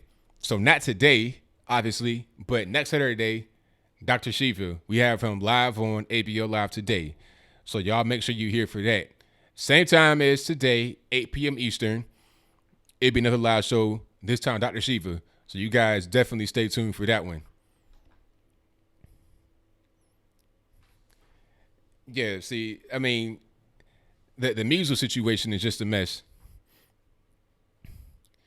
The war against feminism, or feminization, I'm not really sure what can be done. That's a good question. I think the main thing we can do as men is to just be more present in the household and pick better mates to have children with, because that's where it all starts, is at the home. You having more and more single parent led households, more women leading their children without men. That's the problem right there. That is the big problem. You got 75% in the black community, 25% amongst white people. You got Hispanics, it's like 38, 40, if I'm not mistaken. Might not be that high, but it's still kind of high. That's the problem, is fatherlessness.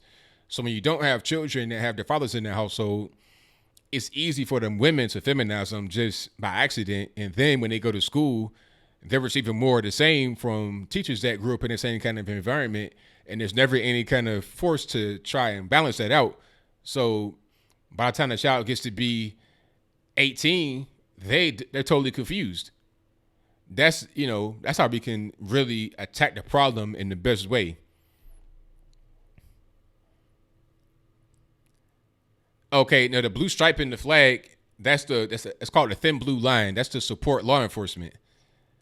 Yeah, so I might be doing a giveaway with that one, maybe. I'm gonna keep this one. So I got 2 new flags coming. I'm gonna keep that one behind me. I put that somewhere else in my house, but this one may be doing a giveaway. So y'all stay tuned for that.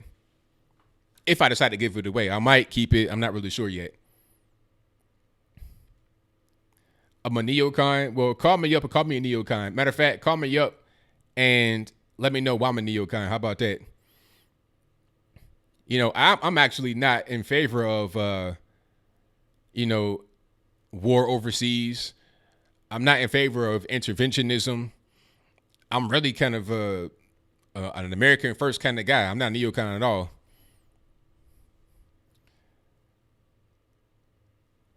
So I don't know where that's coming from. Any kind of neocon talk. I'll be here for a little while longer. The call volume was really light tonight, so I might end it early. Yeah, see, the women are becoming leaders of the house because they feel like there's no need for the men. At one point in time, the men were needed.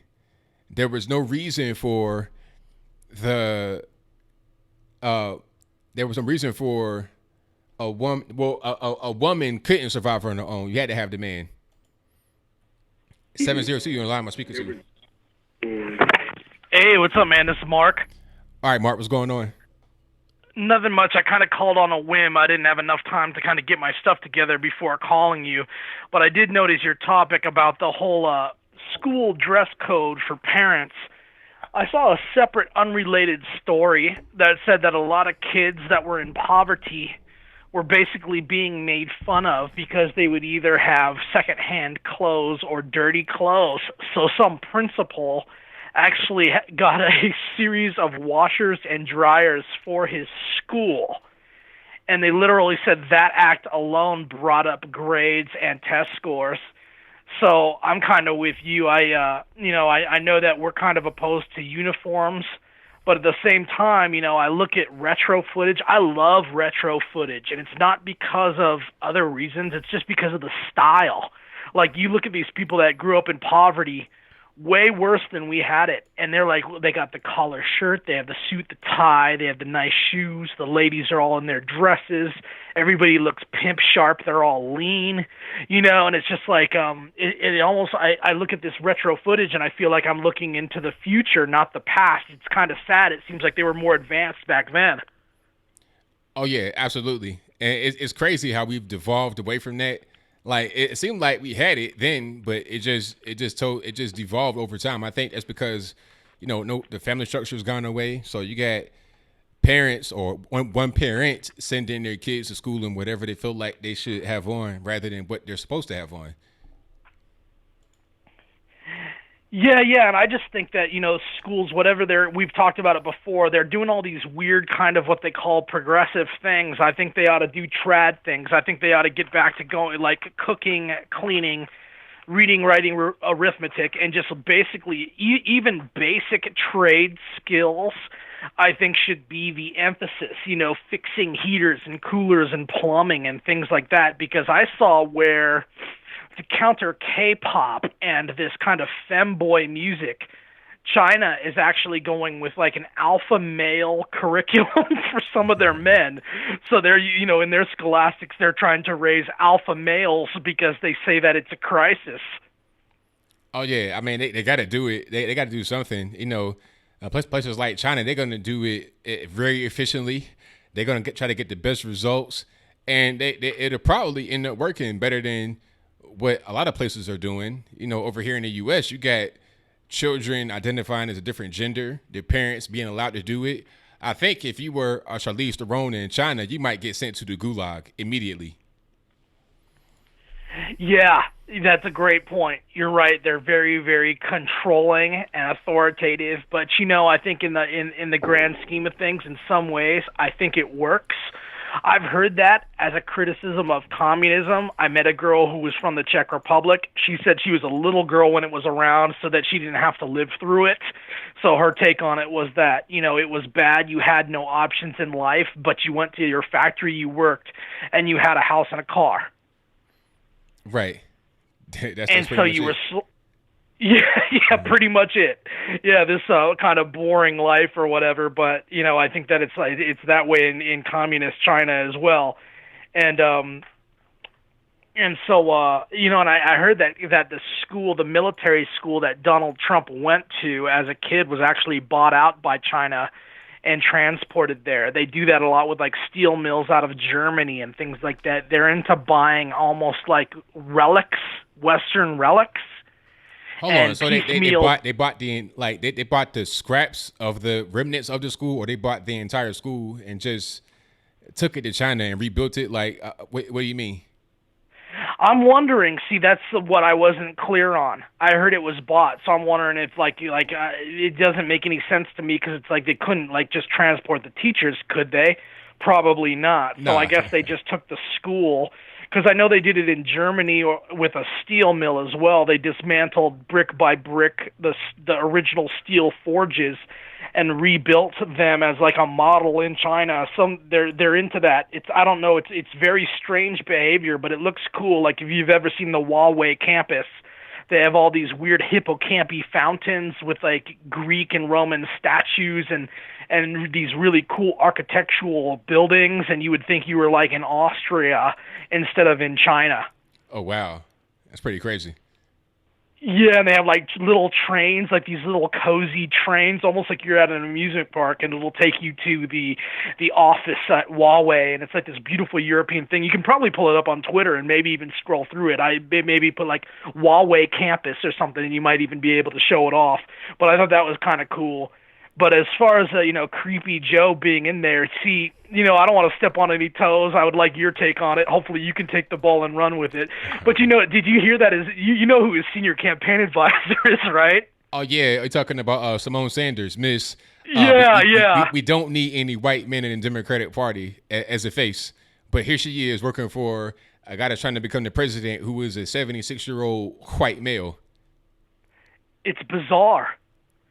It's bizarre. Like, everything out of her mouth is anti-white male, okay, and then like she's working for the white male guy. That's gotta be soul crushing if you're like a black woman watching at home. You know what I mean? I mean, but you know what? I'm not even surprised, because a lot of this whole "I hate white men" talk is just talk. It's not real, because on one breath they'll say I hate the white man, but then go work for him. You hear that all the time, because I'm on some of these chats. And they say the same thing. And it's like, I'll come out and say it. It's like, yo, you work for the white man, don't you? Yeah. But you hate him. You probably don't hate him that much to get paid. That's a normal thing. That's why when I hear that, I just laugh at it, because I know it's just bogus. Right. Yeah. I hear you. And when you go out in public, it's like all the talk and everything, it doesn't match up with what you see, which is everything. And which is, whatever, people like, they try to get the partner that they can get, and whether it's, someone from the Philippines or Latin America or Asia or black, white, I don't know. If you live in a metropolitan market, it's definitely not what, it doesn't match up with people's internal dialogue. That's for sure. That's right. Yeah, and I don't know, and creepy Joe and his fondling and his son being a billionaire. It's like, even if they don't like Trump, at least Trump can lie. Like, can't you even lie? Can't you even pretend that America was once good, or that there was anything good about the country, instead of like changing mascots and ripping down statues and wanting to change the anthem and the flag? And it's like how can you say the country is even good? It doesn't come off like how can I believe that out of your mouth when you don't even pretend? Like, at least Trump can like pull it off, and he'll even say like, I love you or something. It's like they can't even say that. It's like the amount of contempt. It's almost like I feel like Democrats just want to spit on me and like kick me and stuff. It's like they can't even lie. Like, at least lie. I thought that's what you were supposed to be good at. And they should be good at that, but apparently not. It just, they're not really good at making people feel good anymore. It's just kind of a weird thing. They say whatever they want to say whenever they want to say it, but a lot of times it just kind of comes off weird and kind of just misplaced. So I will hope it just don't talk too much anymore. That might be the best thing for them. Right. I don't know. It'll be good once it heats up and once the debates get going. And I'm glad that Tulsi is in there. I'm glad that Andrew Yang is in there. And it'll be interesting to see. And for all the hate they give to Trump, at least he's strong. At least he'll fight for what he wants. Are these Democrats going to hit each other with little kid gloves? Is it going to be like virtue signaling contests and look at how good I am and I check my sources and all this dweeb Poindexter hall monitor crap? Or are they going to get it on and actually go for the ring? You know what I mean? Are they going to throw it on the gauntlet and fight for it? Because if they're not, the rest of the people in the world, they have to work hard for what they get. You know. Yeah. And anyway, did you guys talk about the shooting today at all? Not really. I talk about it briefly. Well, what I did say was that they were trying to say, I was watching Fox News and somebody called in. I'm not really sure who it was, but then they were trying to say, well, we can't ignore the elephant in the room. There's been a lot of rhetoric from the president talking about how Charlottesville was a good thing. He doubled down on it. And I was just like, man, it's crazy that they keep parroting this false narrative about Trump talking about there were good Nazis, all this, that, and the third. I mean, it's really silly to hear people on the left say that. Right. And, the Charlottesville thing was about a statue coming down. And I think that without a counter protest, it would have went off without a hitch, and it wouldn't have been a big deal. Plus, I think, the young people who decided to go there actually made big names for themselves, like a Faith Goldie or a Brittany Venti or a James Alsep or a Nick Fuentes or a Baked Alaska. They were all peripheral. They weren't central to the event itself. They were just kids exploring their own political odyssey as a Malcolm X would, the people that we all watched in movies when we were younger. So it's almost like if you want to walk your own political path, if you like read Radical Son by David Horowitz or something, and you want to walk your own political path, they want to vilify you as a Nazi, and that's where the controlled media has that privilege, and I don't think that they have the brain power of the average person being in these colleges anymore. Also, I got to say, ABL, like, I'm enjoying watching your chat fly by. I saw one guy complain that about the same regular callers, but I guess he won't call in like you always say. And I was going to keep this call brief, but since he said something, I need to troll longer. Yeah, I mean, that's my thing, because I like, hey, the calls are open. I was talking for like a half hour, nobody calling. So, I mean, if somebody was complaining about the same folks calling, the lines are open. It's not like I'm going to, like, I answer everybody. So just call in, and then you can voice your opinion. Yeah, I'm starting to enjoy the opening monologues more. I don't know if, like, in the future, I don't know if you want to script those and time those and get them even more polished, become like the new ABL version of Carson or Leno with the monologue for like 5 or 10 minutes. I think it's getting better every time. I'm really enjoying it because it's like streaming is like the real entertainment now. I would never consider watching TV. I would never consider watching these programs, even these movies. Did you see Endgame yet? No, I haven't. Yeah, me neither. It's really not for me anymore. When I was growing up, it was all X-Men. I was a big X-Men fan, and they made fun of me for reading it. And go figure that in this day and age, the character with the most depth is either Iron Man, but for me, it's Captain America. Because he's the only guy who's like, no cursing, watch your language, trust people, work together as a team. He has that whole old school Boy Scout thing. And here in postmodern America now, everything is like furries and unicorns and blue-haired clowns and, trans reading the kids' time. And it's like, the things that did make America, which was honest, trustworthy, no cursing, no alcoholism, be a Boy Scout. Like, look at what they did to the Boy Scouts. Look at what they did to, like, what's that? I said, oh yeah, it's a shame what they did to the Boy Scouts. Yeah, and just the normal lexicon and just everything you use, So I don't have too much more to say, but what was I gonna say? I guess that guy's really kicking booty in Brazil, and they say crime is down in the last 2 months. Are you talking about Bolsonaro? Yeah, Bolsonaro. I've seen him in the headlines this week. Hey, well, I'm glad for him because Brazil has a big time problem with crime. I mean, like, just out of this world type of crime, especially like in the favelas, just really ridiculous. So hopefully he's able to make something happen as it relates to that. But I'm gonna get to my next call here. So I thank you for calling us. Absolutely, 100%. Thank you for your time. Take care. All right, now. Thank you to Mark for the call as always. Definitely appreciate him. 301, you're the line I'm speaking to. Hey, JB, what's up, brother? Everything's good, man. What's going on? Another day, another dollar. That's my saying. No doubt.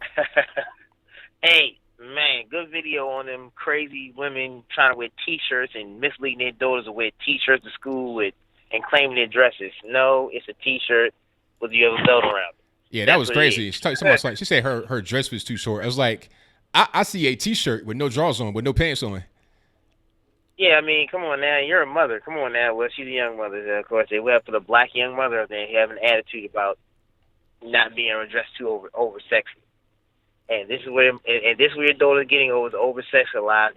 None of the women had wedding rings on or nothing. You notice that? Or just me? No, I saw that. Yeah, there was no men being interviewed at all. Exactly. Because if that was my daughter. Oh, hell to the heck to the B no. You know what I'm saying? And then I also see your debate. Dude looks homeless. he like the troll to be under the bridge. Trump's a racist. I say, you said how? well, he's not systematically racist, but he incites it. And I'm like, okay, if he's a racist, then why was he with Rosa Parks? Then why was it Mike Tyson?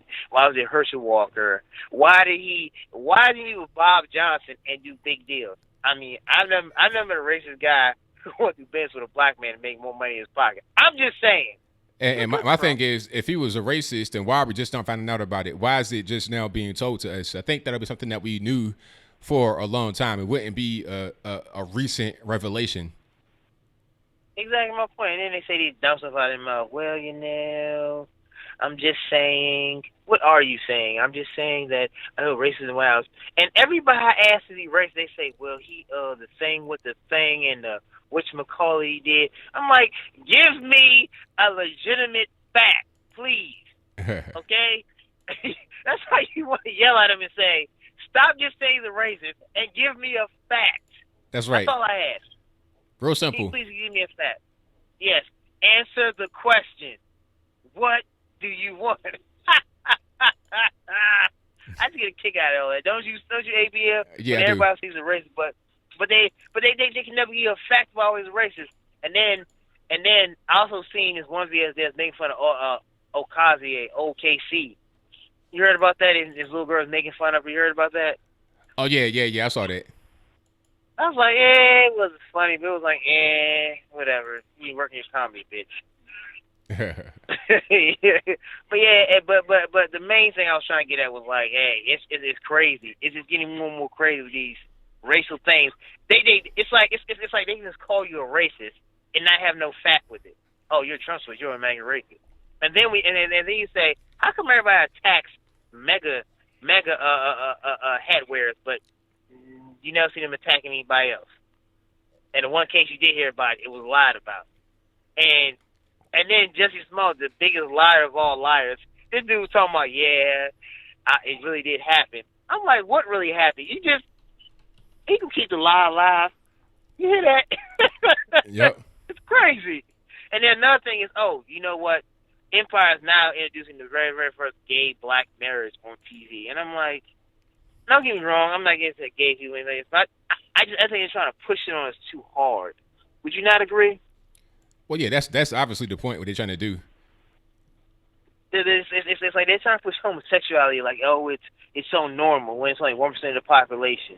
And then if they push it real big and won't become gay, we're done. The world's going to end. The world's going to end.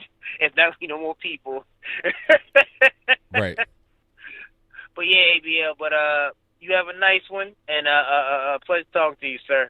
Thanks for giving me the time to talk to you. All right, brother. Have a nice one. All right, thank you for the call, man. Definitely appreciate you. You too. Bye-bye. All right, thank you to JB for the call. Most certainly appreciate you. Now, that's crazy. They're trying to market that as like the first gay black wedding on TV. But, the funny part is it's not even really a real wedding. That's funny. But, hey, it is what it is.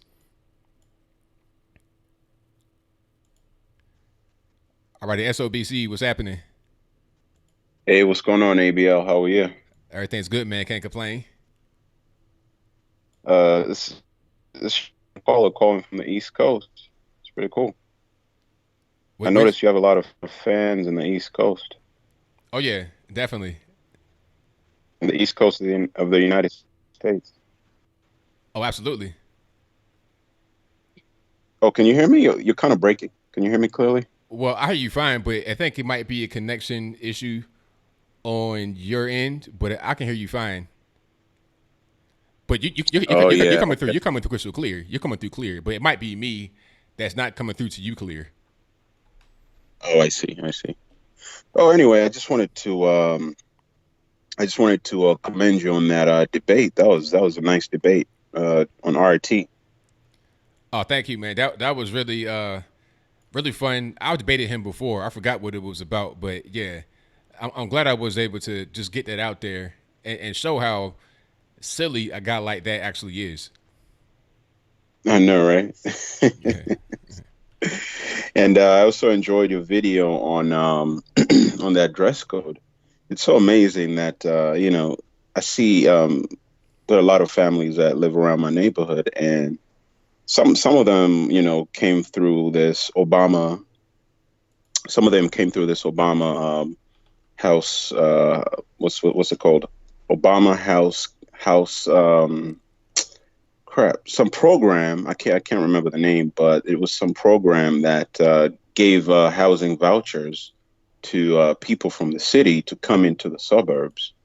So I see a lot of mothers, just walking around, going to the bus stop, and thighs out, little caps and, big fat just hanging out, everything just hanging out. And I'm just like, really?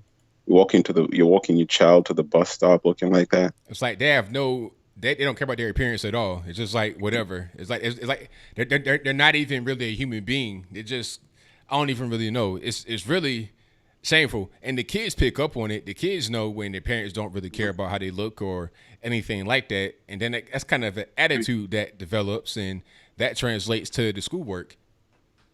Exactly. These kids are very impressionable. That's very true. Yep. Very true. And one thing, last time, I think this was Wednesday or last Saturday, you talked about Trump winning. And I see this around a lot of conservative channels and bloggers, conservative newscasters, saying that Trump is guaranteed to win. And I think we should not be complacent. We should take this upcoming campaign very seriously. Just like I feel like we're kind of being like the Democrats and Hillary. They were kind of complacent. They were like, "Oh, Trump's going to lose. Hillary, there's a 98% chance Hillary's going to win," and they'll kind of lackadaisical, and they didn't really put in enough work into their campaign. And I kind of see the same thing happening on the conservative side right now in preparation for 2020. So I think we should definitely take this campaign very seriously. Well, yeah, I mean, I think we're not taking a foot off the gas, but we know that it's pretty much in the bag. See, what the Democrats did was they took the foot off the gas. Hillary wasn't really going to events like that. They were not campaigning very hard for their candidate, Hillary Clinton. They were just focused on how bad the opposing side was in their eyes. They were putting out fake information. But we're still doing the same thing we did before. And we are as confident then as we were back then. Because I remember I was on TV in 2016 saying the exact same thing. I was saying, yes, Trump is going to win. It's not even a question. So I think a lot of us are doing the same thing we did before, and it worked pretty well. And the thing about it this time is that there's not even really a solid candidate on their side yet. They don't even know who's going to be the next person. And there's a lot of infighting going on. So I think the best thing for us is to stay the course, keep doing what we did before, keep supporting our particular side. And then once the candidates become a little bit more clear, then we can start to attack certain people and at the same time support our side more than we attack the other side. Okay. I mean, I definitely see what you're saying. I see what you're saying. But for me personally, I'm going to be taking this campaign seriously. I'm not gonna just. I don't think Trump's gonna. I mean, I think he's gonna. I want to be confident that he's gonna win, but I don't want to be too confident. Right. Of course. Yeah. Anything can happen.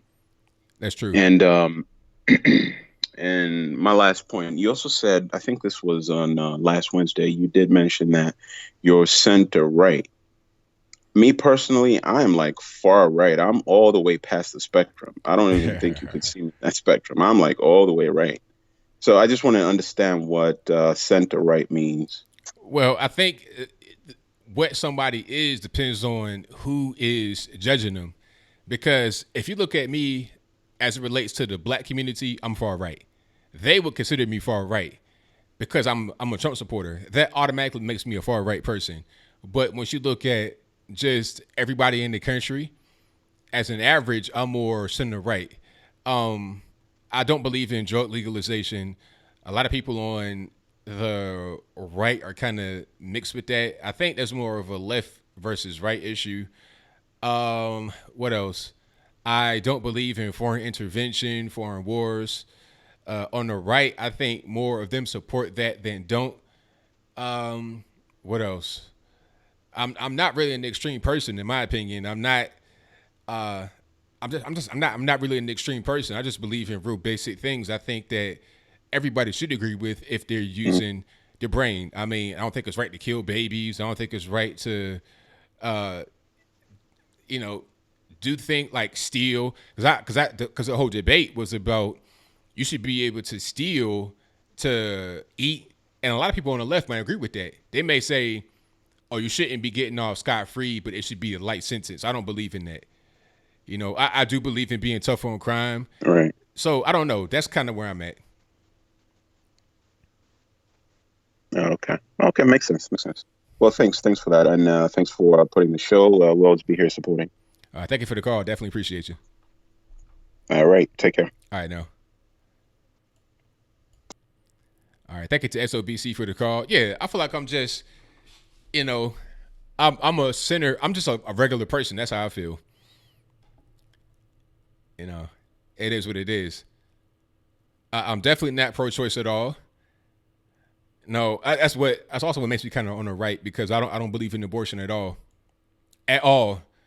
Rape, incest, no. Because rape and incest is only like 1%, less than 1% of all abortion reasons. So no. I believe in adoption. And I think that if a person has the right to abort their baby, then the man should have the right to, I think abortion should be outlawed, so then men must take care of the baby that's born if they, bring a baby into the world voluntarily. That's how that should be. Women can't get out, neither can the man. If you lay down and have the baby, y'all both got to be on the hook. 985 on the line. Who am I speaking to? Oh, right. I'm actually live. Hey, I'm watching the show. Is it okay if I can use my username instead of my real name? Go for it. But do me a favor, turn your speakers on in the background for me. Oh, I'm sorry. Let me turn that down for you. And, it's Kamioni. I've been watching your videos for a while. I want to let you know, I really think you're an intelligent person who's actually gets some few things crossed along with some other people. I got two questions. When everybody's talking about the history thing, because I'm neutral, I'm not on either side, but I do tend to listen more on the right than I do the left because of all the things that are going on right now. With Abraham Lincoln, with the whole stuff going on there, it's I'm open-minded for new things in history, but personally, I know a lot of people are attacking Abraham Lincoln because of stuff. So, to me personally, I thought he was wanting to free people.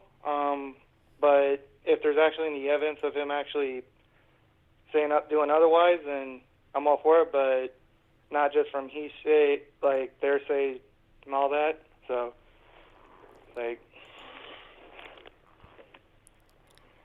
I'm sorry. Was there a question? Yeah. Is my call not coming in that well, or? No, you're good, but I may have just missed the question. Is Abraham, do you believe Abraham Lincoln? Because I look up to him like Dr. King and all of them, but, do you think that he, is he, being attacked for rape? Is he, everything is saying about him true? He didn't, want to sit there and free everybody, or? Okay, well, here's what happened. Now, what I heard was that he was more interested in just keeping the Union together. He didn't really care if he freed the slaves or not. That's what he said. He was just like, well, if I got to keep the slaves enslaved or free them, it doesn't matter. I want the Union to stay together. I want to have the reunification happen. So that's what I heard that he said. But I think it doesn't really matter at the end of the day, because the end result was that the slaves were freed. It doesn't really matter by hook or by crook. It got done. So I don't really feed too much into that story, honestly, because, if it wasn't for Abraham Lincoln, if it wasn't for the war happening, if it wasn't for a lot of factors happening at that point in time, slavery would have still continued for probably about 30 more years at least until technology took over. Ah, all right. I always grew up like Abraham Lincoln was like this great guy who did so much, and it's like when I start hearing about these new history things about him, it's like kind of rocks the world a little bit.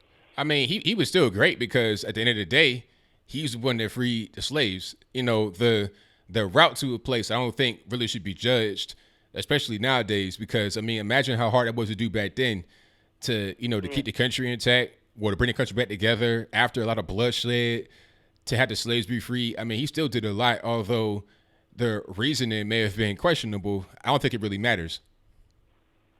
All right.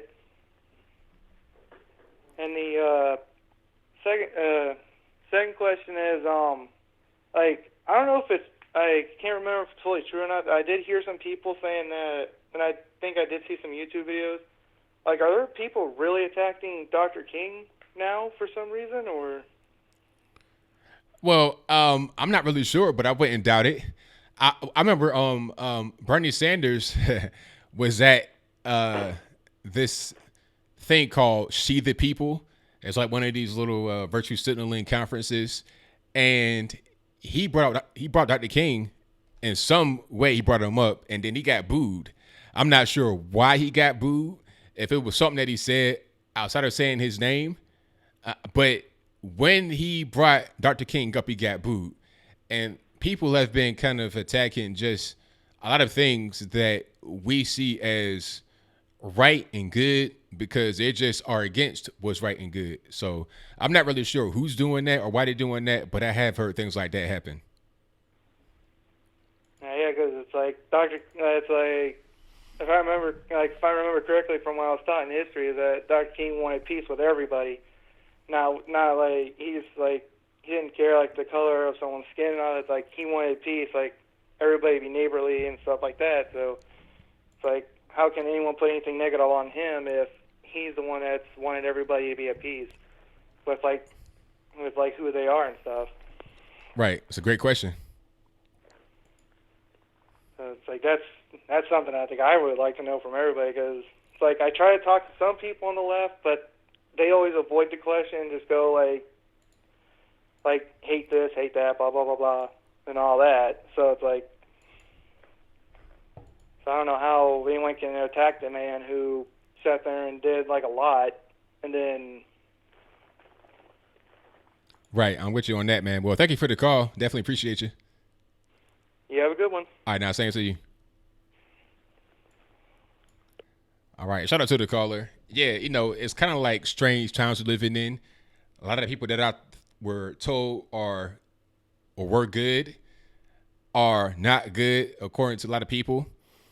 And a lot of the bad people are now being praised. People are basically praising Karl Marx, talking about, oh, it was never done right, we're going to do it better. And they're also kind of sneak praising Adolf Hitler, not those on the right, but those on the left. They believe in having racially segregated spaces. They believe in eugenics. They believe in a lot of these things that has already been done before. That's why you got to learn history. That's why you got to know history. Because if you know history, you'll know that these things didn't work then and they won't work now because they didn't work before. If they didn't work before, after repeated attempts, how are they going to work now? Nico, what's happening?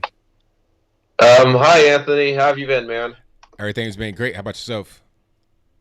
I actually rescheduled my trip. I had to reschedule my trip to Seattle, unfortunately. But this time, for real, I am hopefully going to be heading up there on Thursday. I see you got on the Pantera shirt. Good band. Oh, yeah. I really love those guys. Hey, I mean, hopefully when I go to Texas in the summer, I'm probably going to see if I can visit the grave of Dimebag Darrell. Oh, and Vinnie Paul, too. Absolutely. Anyway, but I digress on that. So, yeah, I want to see is that, I mean, I seen that video where you said the white professor says, do not judge people by their character, but judge people by their race. Yeah. Here's an idea. Here's sort of this idea, and I believe I'm playing a devil's advocate here, but give her, if that's what she believes in, then give it to her, Anthony. I mean, next time when some lofty white some lofty white liberal from a fancy upper class suburb starts talking like that, give them a taste of their own medicine. Have them eat their own words. Judge them by their own logic. That's a very good point you make there. So it was like, okay, if we're gonna just judge based on race, then I'm gonna judge her based on her race. It was funny how she was trying to assign all these negative things to white people. I'm like, okay, well, I'm going to use that same logic, those same things against you, Miss White Lady. You can't escape it. You can't say, oh, I'm not included. No, you are included, and I'm going to judge you based on that. Well, yeah, then maybe she'll shut up about it. Exactly correct. But there's something else there's something else, Anthony. I really had this thought when I was listening to your live stream. But you know how you're talking about boys being raised by men, not lacking the male role models and like in dads? I had a different kind of perspective.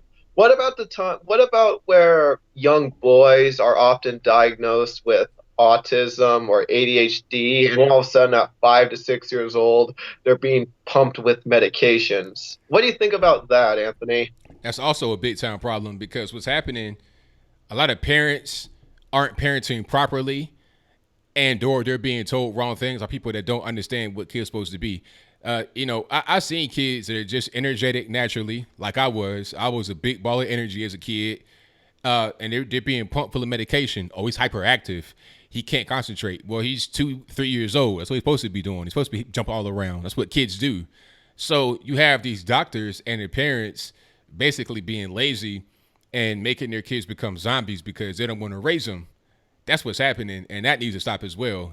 The big pharma industry, I think they're kind of like convincing parents to do a thing that's harmful to the kids so they can make money by selling them drugs.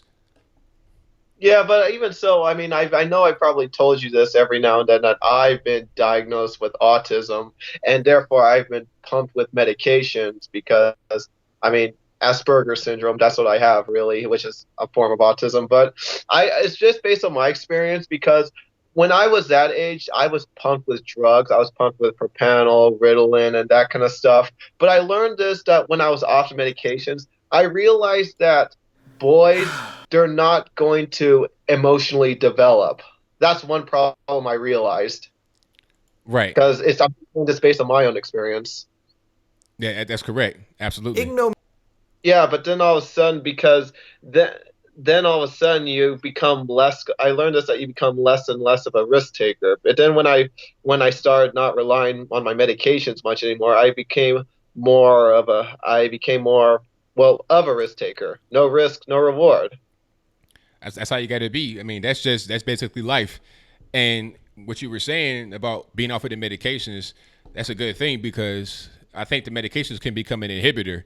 People just become reliant upon those and live in that false medicated world rather than living in reality. Yeah, but I'm curious, Anthony. I mean, I know how you talk about gay marriage and gay lifestyle and that kind of stuff, but what do you really think about the concept of autism and the implications about it, or people who have autism? Well, honestly, I don't know that much about it, so I don't really have that much of an opinion.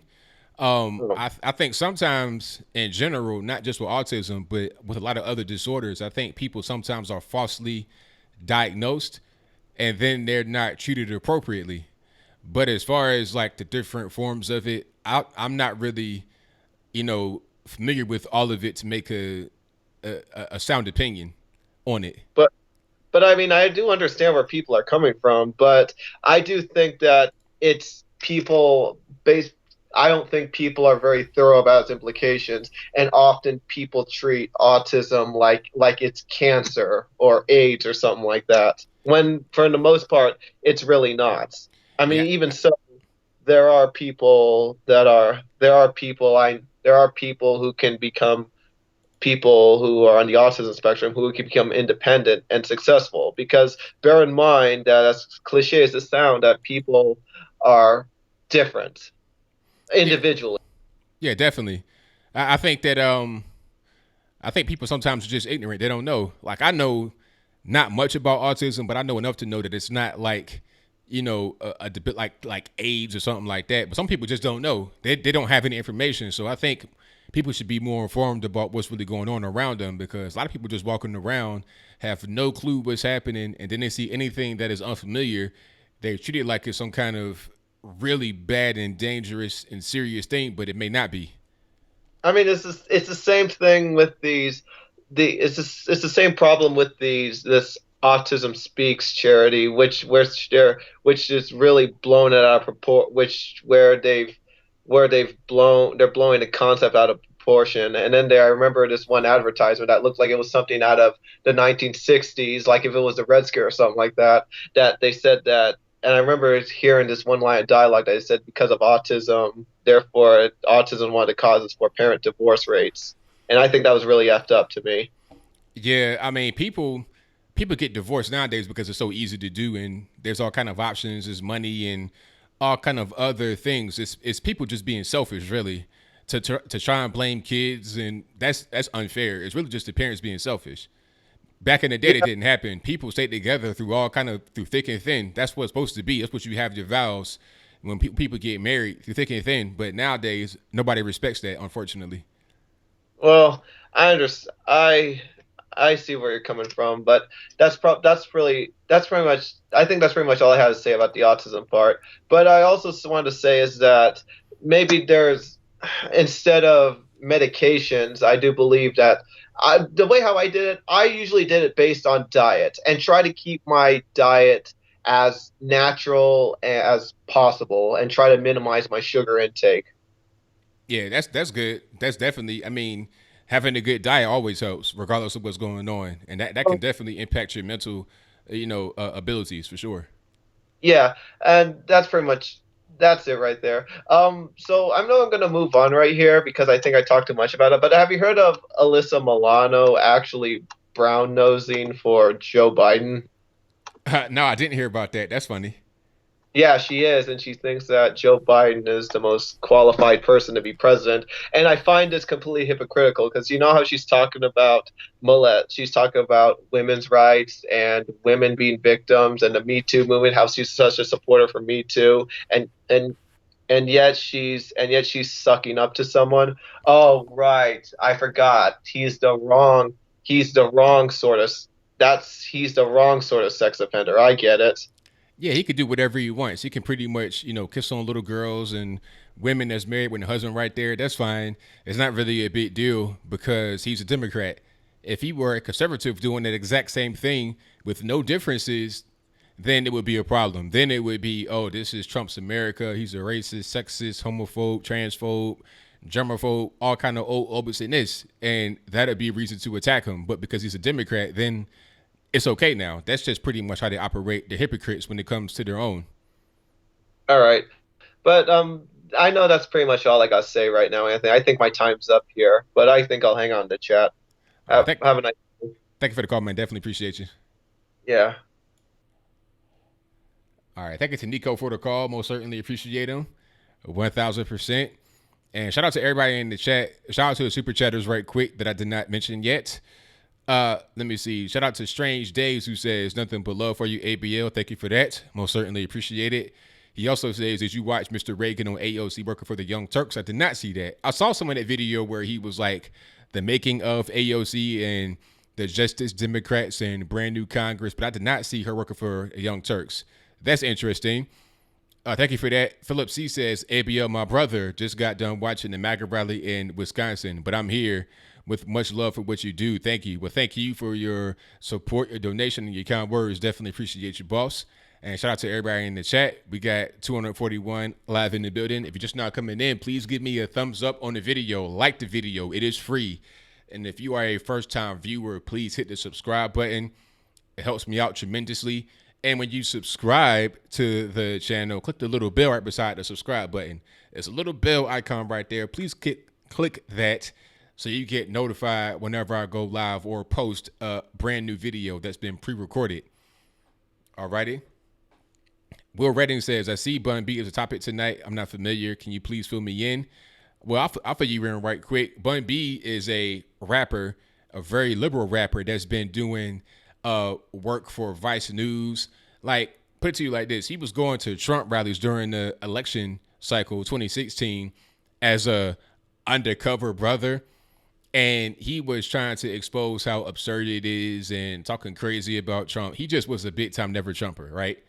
And he supported Bernie Sanders in 2015.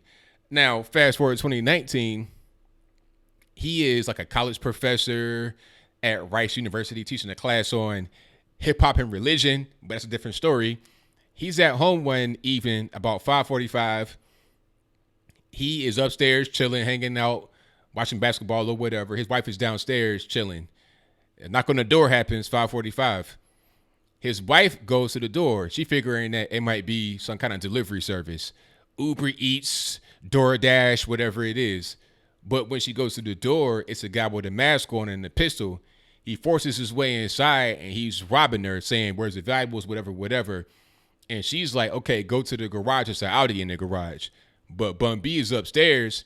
He hears a ruckus. He grabs his gun in the house.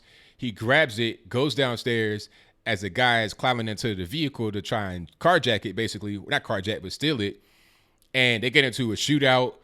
The guy runs away and is able to go to the hospital. He had been shot one time in his arm, but Bun B did not get shot. Now, my question to Bun B would be, do you think Bernie Sanders would like for you to have a gun in your house? Bernie Sanders, who you endorsed for president in 2015, who you endorsed while you were disrespecting Donald Trump, and conservatives, Bernie Sanders, that is against the whole gun thing, but you have a gun in your house. I saw an article today that said Kamala Harris owns a handgun. That is disqualifying. So how would how would Bun B feel if he was told that he was canceled for having a gun in his house? So that's what that is about right there. I did a video about that. If you want to check it out, it's on the channel. But I'm proud of Bun B for having that pistol in his house. But his politics of being anti-Trump, anti-conservative, they don't make sense. See, a lot of black folks are like that. We're conservative with our everyday lives, right? But when it comes to voting, we're not like that. Everything's the opposite. We want to do just other things when it comes to our everyday life. It's just kind of a weird thing. But it is what it is. Yeah, there you go, Will. Hopefully I answered your question pretty well. All right. And thank you all for being here. Please give the video a thumbs up, a like. I'd appreciate it. But let me get to my next call. Tell me you're on the line. I'm speaking to. Hello. I was that one person I was talking about that privilege test. I thought you were done with taking calls. So I'm like, you know what? If he doesn't take the call, forget I can call Wednesday. But all right, I see I still have chance for another call in. All right. So, ABL, I have a question. Do you think you could answer it? Well, it depends on what it is. Go ahead and ask me. First of all, can you hear me? I hear you fine. Cool. So, I'm just trying to figure out, like, and this is not related to what you were talking about. Please forgive me. But anyways, like, I'm trying to understand, how does the left's favorism cycle work anyway? Like, how does the left decide who wants to be protected class and who does not want to be protected class?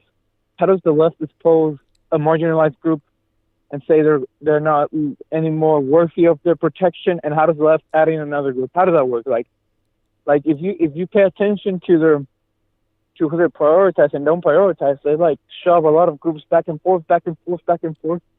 I mean, it's absurd. But how does that work? Like, how does the left decide who to keep and who to not keep? Anyways. That's a good question, but it's very easy. Anybody that's not a straight white male is protected.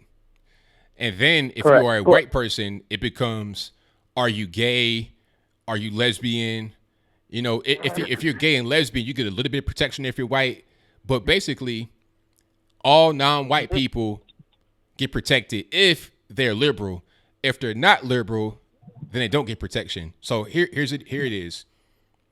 To be protected, I mean, to be in a protected class, you have to be non-white and liberal, and maybe gay. True. And of course, and I agree with what you're saying, but at the same time, it's kind of awkward. Like, if a straight black man is not like deemed less oppressed than a gay white man, as of recent because of the ongoing LGBT culture crisis, right? But what does that tell you? Isn't that absurd that a gay white man will now be deemed more oppressed than straight black men, despite the obvious historical barriers? Well, you see, then it becomes kind of a conflict. Then it becomes, if you have the oppression Olympics, so to speak, and you have a gay white man up against a straight black man, then it becomes, what are your politics?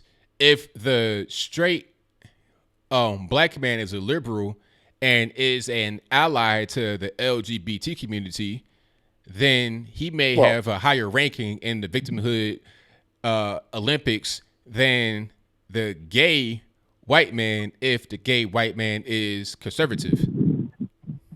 But I mean, that's absurd. Why would you prioritize someone who is straight over someone who is actually LGBT? What does that tell you about the left mind game? Ooh. It's all silly. It doesn't make any sense because this game shouldn't even be played. It's not a real thing. It's not rooted in reality. But that's what the left is all about. They're not about being rooted in reality. So that's pretty much where we're at with that. See, it's because I asked, because looking back at the whole LGBT, looking back at how the LGBT community kind of went after Kevin Hart, and they try to make homophobia the bigger issue, even though historically it's only been a big issue like only the last 50, 60 years. Whereas racism, well, you had obvious stuff such as slavery, the Jim Crow laws. I mean, it's kind of absurd to say, but then being gay now equals more oppression points than being black. I mean, but I mean, I'm just trying to understand the left train of thought here. Yeah, it's going to be hard. You can't make sense of it because they don't make sense themselves. I think they're confused people. So if they're confused people, you're going to be confused trying to understand them. True, and I guess the left also has that cishet black and even cishet minority men. Cishet being straight, it just being non-LGBT. Another way of saying non-LGBT. It's like to them, straight minority men were the main pet peeves, and so they thought, we want to look for more victimhood groups to cater to. So, and that even includes, let's go for our race that we hate so much, white people, right? Right. Let's make LGBT white people more oppressed than straight minority men. It's not as if straight minority men are the are the ones who are supposed to run minority communities, but even they ruined that. That's why they're already shoving down LGBT ideology down minority communities. Well, I think at a certain point, it becomes who has most money. That's going to be who the people that are on the left cater to. And sometimes, well, almost all the time, that's going to be the LGBT squad. Right. And that's why I think money's how do you think money's how feminists and LGBT surpass minorities in terms of political power? Well, money and also the family structure in the house, because people are going to be more susceptible to feminism and the LGBT stuff when there's no data in the house. When it's just women raising children, once a child gets to be of an age where they're able to make their own mind up, they're going to make irrational decisions that are going to hurt them. And they're going to do stuff like support the LGBTQIA community unnecessarily. Yeah, I agree with what you're saying. See, because the claim, it's kind of funny how we think, how did minorities destroy so much wealth and infrastructure in order for them to gain so much political power? But you don't see LGBT and feminists doing the exact same thing. It took them less damage and less influence for them to surpass us minorities in terms of political power. It's kind of absurd, right? I mean, if you look at it. Yeah, it's pretty crazy, man. But those two groups didn't go through the same hardships as minorities, But, right. I mean, maybe the left actually hates people who go through hardships because it shows to them that, they don't want someone who's actually gone through the struggle and improved over themselves. So they rather pander to LGBT and feminists, which is that the struggles would come out of the nowhere, like in the last only 50, 60 years. Right, exactly. But I'm going to cut you off right here, but I got to get to a few more calls. So thank you for the call. Definitely appreciate you. Oh, no. Appreciate you, man. Keep doing what you're doing. You're a true black conservative. All right. Thank you, man. Appreciate it. Mm-hmm. All right. Shout out to the caller. But before I get to my next call, I want to show you guys this clip from Anna Paulina. She's with Turning Point USA, Hispanic conservative. Let me see if I can pull it up and see if you can hear it clearly. She ran into Kamala Harris at the airport, and she had a few choice words. I've not seen this yet, so I want to check it out right now. Let's see what she said. Hi, how are you doing today? Hi, how are you? Hi, I'm the director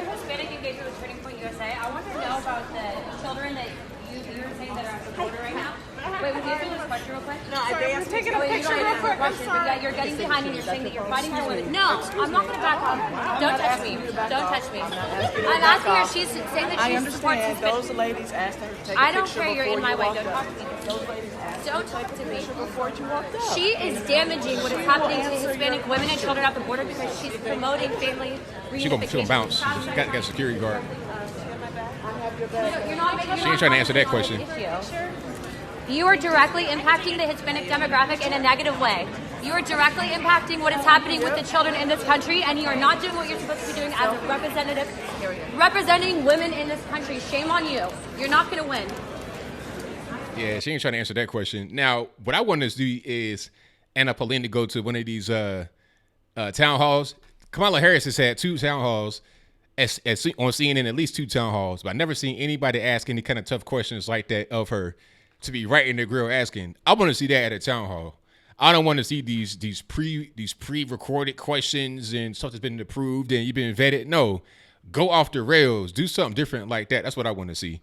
But yeah, that was interesting. Hopefully we see questions like that on the campaign trail for sure. So shout out to Anna Paulina, 100%. Yeah, she wasn't trying to answer that question at all. She was just like, look, whatever. I'm taking pictures. I don't care about what you got to say. So what? Now, when she becomes a president or when she tries to become the president, is she going to do the same thing? Is she just going to be like, I ain't trying to answer that. I ain't trying to hear that. What's going on? Alrighty. Oh, I missed the call right there. I had one. Oh, yeah, yes, she did say Turning Point USA. Shout out to Turning Point USA. I saw, I think I met Anna Paulina last year. She's, they're all good people over there. Yeah, see, we got people that's actually trying to do things, is being out there on the front lines. One thing I hear about conservatives, they say we don't really fight enough. We're not really out there enough. So she's out there right in front of her face asking the question. If you came across Kamala Harris, if you came across old man Bernie, what would you do?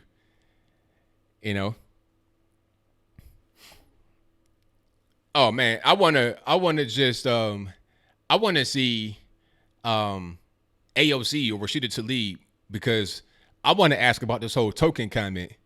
I'm offended. I'm a black person. You calling this black woman the token? Are you racist? Do you like black people? How you going to call her? Like, I would really get into this whole thing. I would use their whole identity card and just, you know what I mean? I tear up the identity card in front of them and let it float in the wind of the airport. Anna Paulina is on Instagram. I'm not sure about YouTube. But if you search Anna Paulina, matter of fact, hold on, let me see if I can find her link. She's more social media. I'm not really sure about YouTube. Let me see. All right. Here's her link right here, Anna Paulina. 901, you're online. I'm speaking to.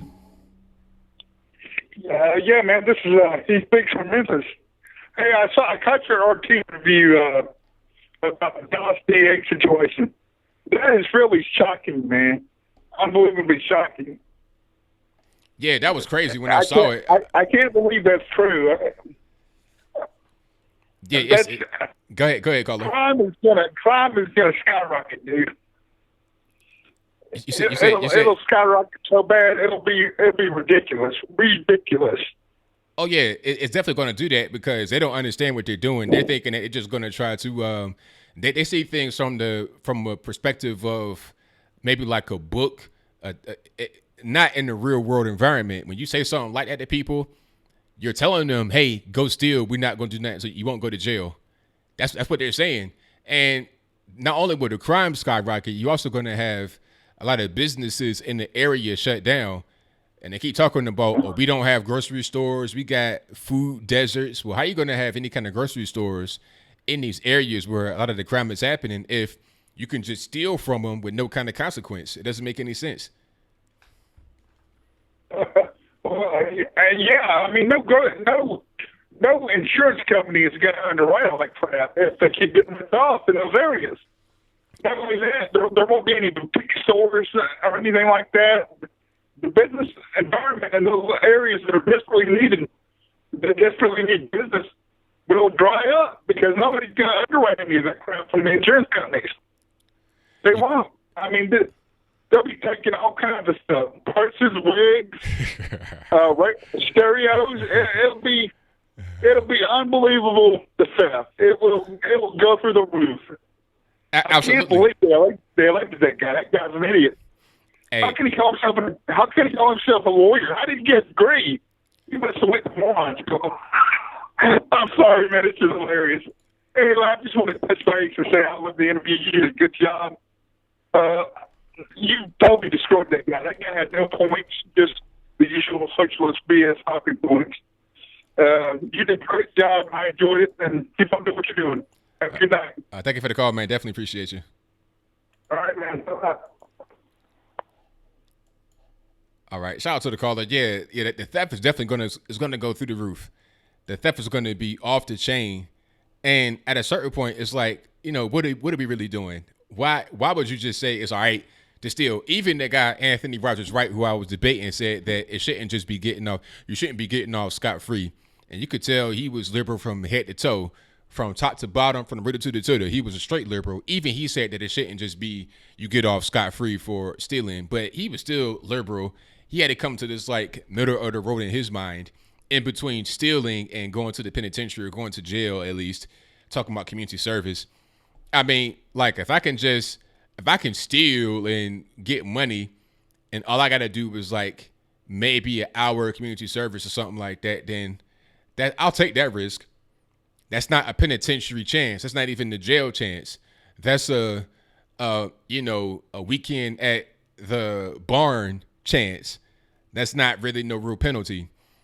And under the current DA, there's zero penalty. I can steal, and not go to jail, not get fined, not go to court, nothing. I'm good. It is what it is. So shout out to everybody who was called in. Our super chats have been caught up. Yes, they have. I think I'm good money. Oh, shout out to Will Redding who said, already answered that one. So I'm already caught up. Yeah, that whole polar vortex thing was crazy. I think Justice should have rescheduled the actual fake hate crime attack. That should have been in a different day, maybe, because like, where was the thought process in this? You think that it makes sense for somebody to get attacked on a polar vortex and for these people to be so racist but know who you are? He had an overinflated sense of self that comes from being too much into an ivory tower, too much around people that are in Hollywood, and you keep getting called the man, and you keep getting called Mr. Smollett, and you're from this family that's important. But on the streets, I mean, who knows who you are really? I mean, who's going to know you? First of all, why would there be Trump supporters in Chicago in the cold, 20 degrees below zero, outside with rope and bleach waiting on you? I mean, come on. The streets of Chicago in the middle of the night when it's 1,000 degrees below zero is not a movie set. You don't have props just laying around. It's crazy. The Subway sandwich, he ate the sandwich. That was crazy. You know what I think happened? He was getting hungry and decided, you know what, man, before we do this, I need to get some food right now. I'm going to go to Subway, get me a sandwich, and just go ahead and punish that, and then I'm going to go ahead and get beat up. Or I'm going to get the sandwich. I'm going to eat the sandwich after I get beat up, because the so-called attack happened.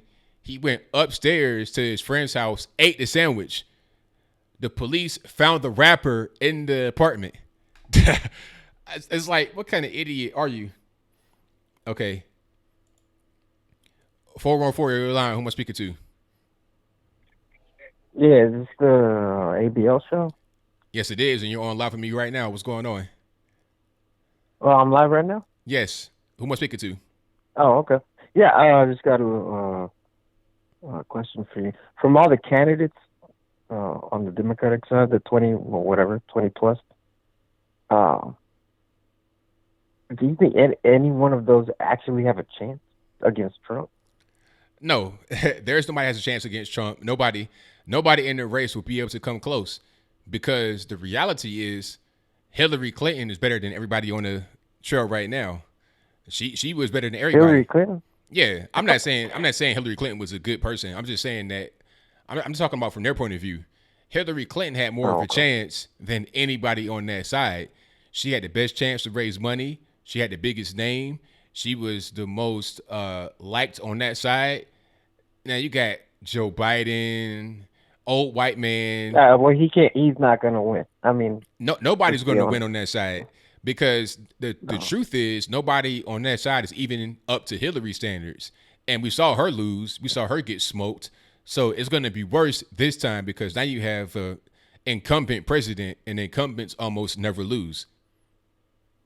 Right. Now let me ask you one quick other question, because I've been thinking about. I've been watching Michelle Obama. She put her book out. She's doing stuff on the side.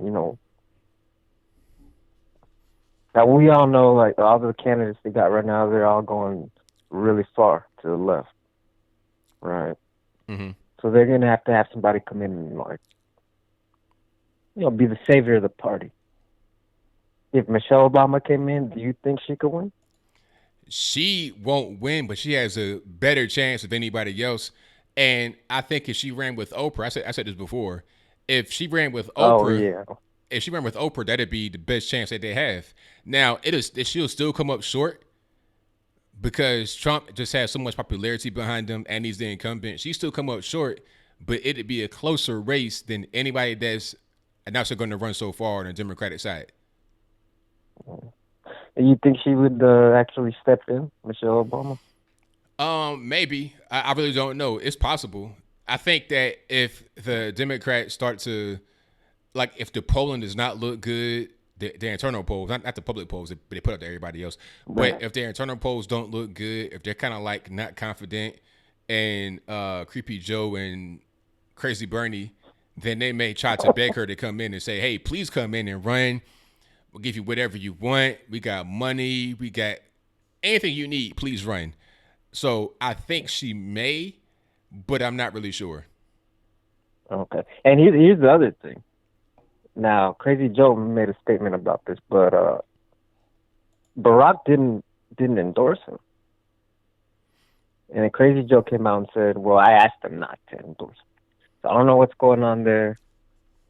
Some kind of political stuff going on. Well, I'll tell you what. I don't know. Now you kind of like sparked something in my mind right now. He may not have endorsed Joe because if Michelle runs, he's gonna have to rescind that. You see what I'm saying? That's his wife. He can't endorse anybody because his wife might run. Yeah, that's what I'm thinking. Yeah. I think that's a possibility. For sure. So yeah, I just wanted to know your thoughts on that. And the other thing, you mentioned something about being center right. Yeah. I mean, that your political affiliation. That's what I don't think we have a center. I don't, or whatever. Yeah, I don't think we have a center anymore. Like, because the left's gone way too far to, And I think, like, actually center right is probably like the old Democrat Party back in the day, And then, like, they call conservatives. I think that's a better thing, like conservative versus, left. Because now they're going off on socialist. So the right, saying right left, I think when you look at the rest of the world, they don't have that. I mean, when they say far right, they're thinking of like fascists. They were actually socialists, but they don't care. And then left is just like communist. But here in the United States, like, they set up this like paradigm between the right and the left. So, it kind of bothers me when people are like I've seen a lot of like debates or whatever, and the people come up and ask questions, like with Candace Owens, and they're trying to be like in the middle of everything because they don't want to hurt people's feelings or stuff like that. Mm-hmm. So I'm not. I don't know about being center or anything. Like, you believe in something if you do. I mean, it's really hard to make. I'm gonna just cut in right quick. I have my own beliefs, and I don't waver off of them. I consider myself to be a center right kind of person because I'm not really an extreme on one way or the other, but I do have my just basic views. And I think A lot of times your political stance can be different depending upon who looks at it and their own political stance. Like you were talking about the far leftists, they may look at me and call me far right because their view is skewed. Their view is skewed. You know, you got you got far right people. You got some nut jobs. Yeah, you have, in my opinion, the far left are the people that just want communism and anarchy, not anarchy. They want communism and they want socialism. They want they want government takeover. But on the far right, you have anarchists, people that don't want any government. Now, I don't want to be no government, no police. I'm not that. So I think I'm in the middle, but I tend to be on the right. But that's just my personal view of it. And like I said, depending upon who you are, the viewpoint may be different. Right. Yeah. I just think like we give the left too much leeway to define like what's right. Like they're actually defining, you know, what's the right, what's the left. When it's just like the ideas, like it's not just because I think of conservative ideas, you know, doesn't make me a super right wing nut job or whatever. And you know, just because they believe in like social stuff doesn't make them all right. Well, yeah, they're super leftist, right? At least right now, you know. But you know what I mean. So I think as conservatives, like we need to take back the using words to define what we think instead of like following their. I'm not saying you do that, but I'm saying in general, like they tend to like take words and try to redefine them. Well, I'm with you on that, man. But thank you for the call. Definitely appreciate you. I appreciate you for taking me, man. All right, no problem. I like your show. Thank you. Yeah. All right, shout out to the caller. Most certainly appreciate him. 248, you're on the line. What's speaking to? Hi, this is Kim. All righty, Kim, what's going on? I was just calling to say I agree with you about the Subway sandwich.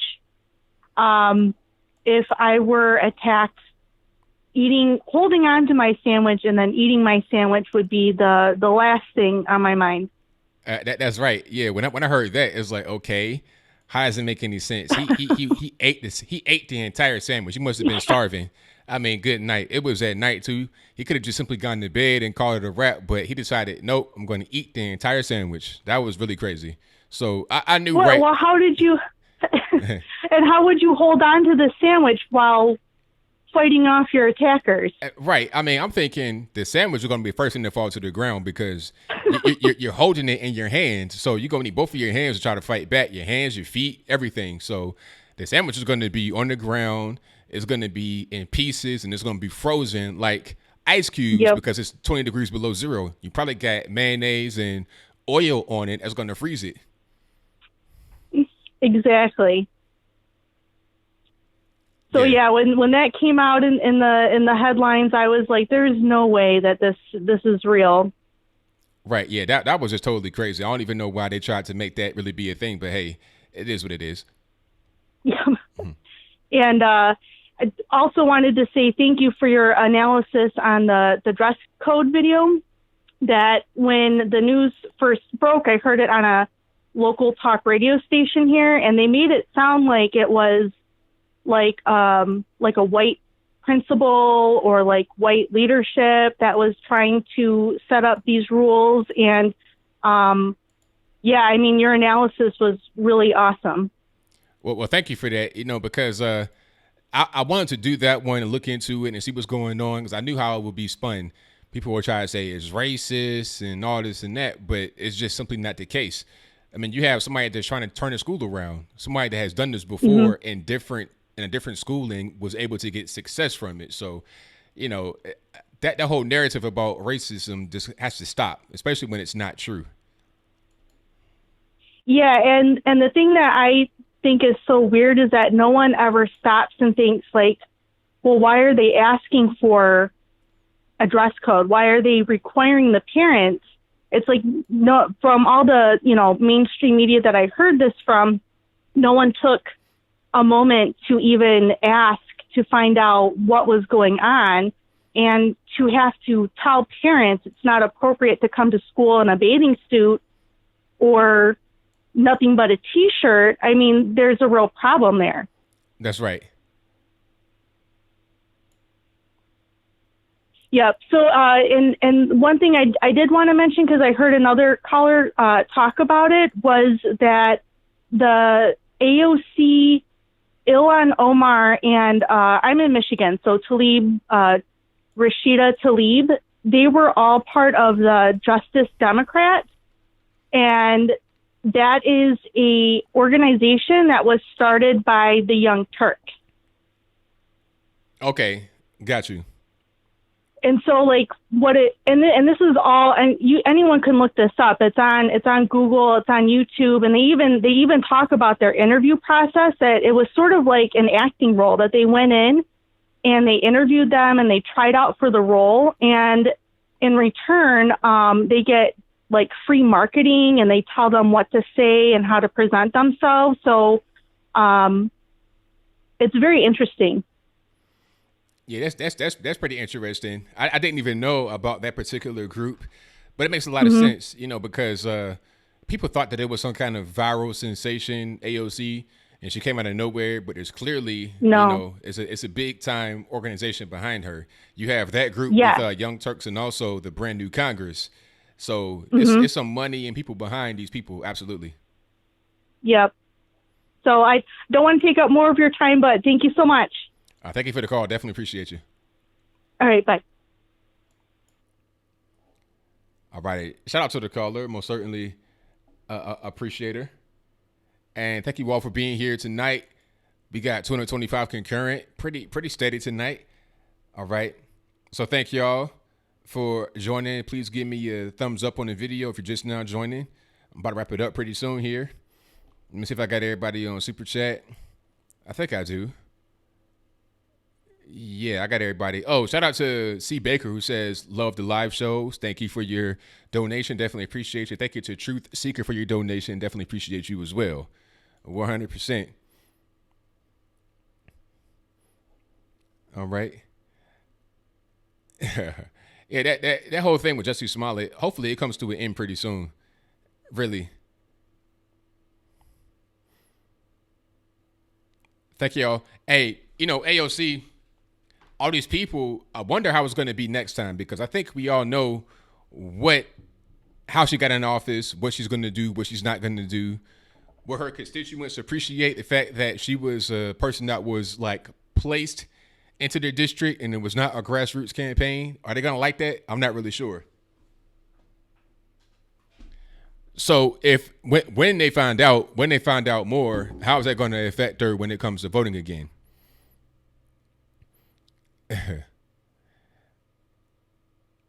Liberal privilege become a hashtag? Probably not.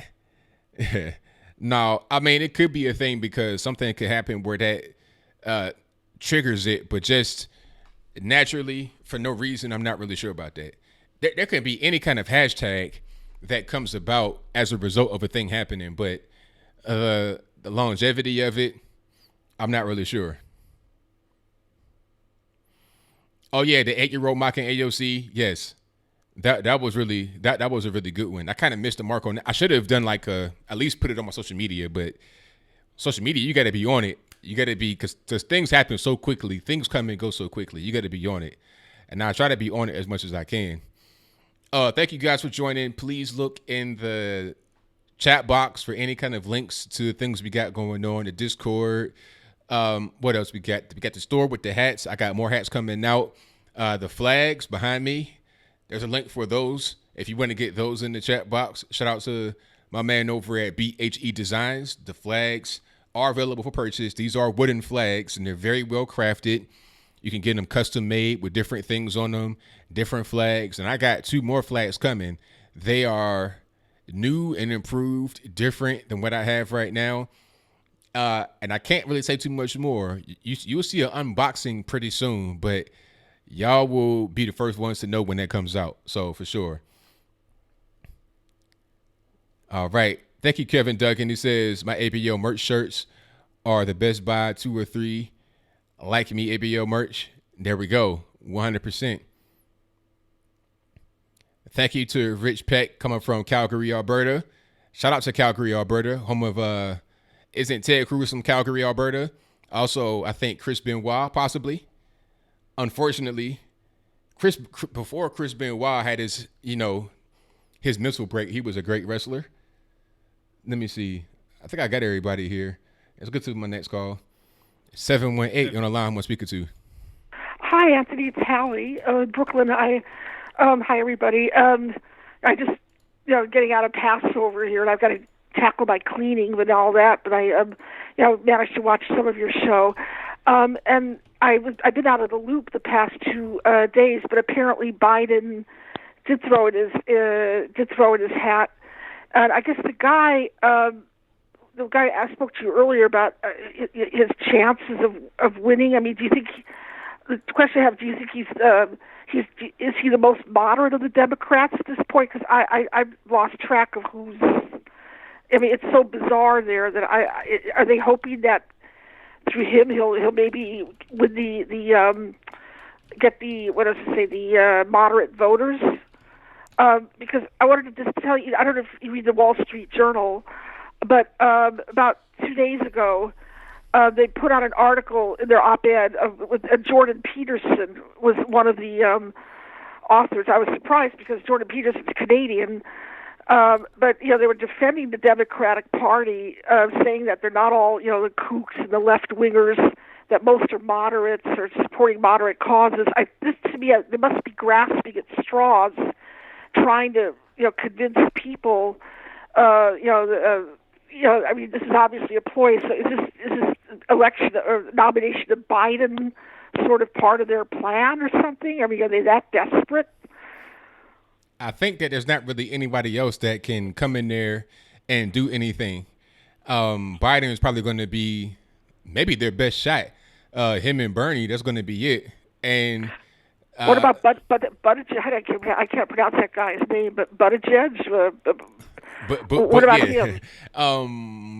Nah, he doesn't really have a chance. The only thing about him is the fact that he's gay. But I think that the Democrats are going to be in for a surprise when they realize that a lot of people that are Democrat are not going to be too fond of a gay male president. They're not really ready for that. They'll be surprised. Yeah, I'm a little bit. I hate to sound. I mean, I'm a little bit, uncomfortable. But to be very honest, but I just kind of wondered. I mean, so maybe the two of them will run together, Biden and Bernie. I don't know. It's really strange. Also, what happened in Texas? What is about a dress code? Again, I was out of the loop for 2 days. Okay. What was it? What, a principal enacted a dress code for parents? That's correct. Yes, because the parents are coming to school dressed totally inappropriately. She said one mother came to the school with a see-through T-shirt. Oh my God! You could totally see everything, like no underwear, like stuff like that was going on. People coming to school wearing bonnets, pajama pants. It's one mother got upset because she was turned away from the school. She was not allowed on the school grounds because of what she had on.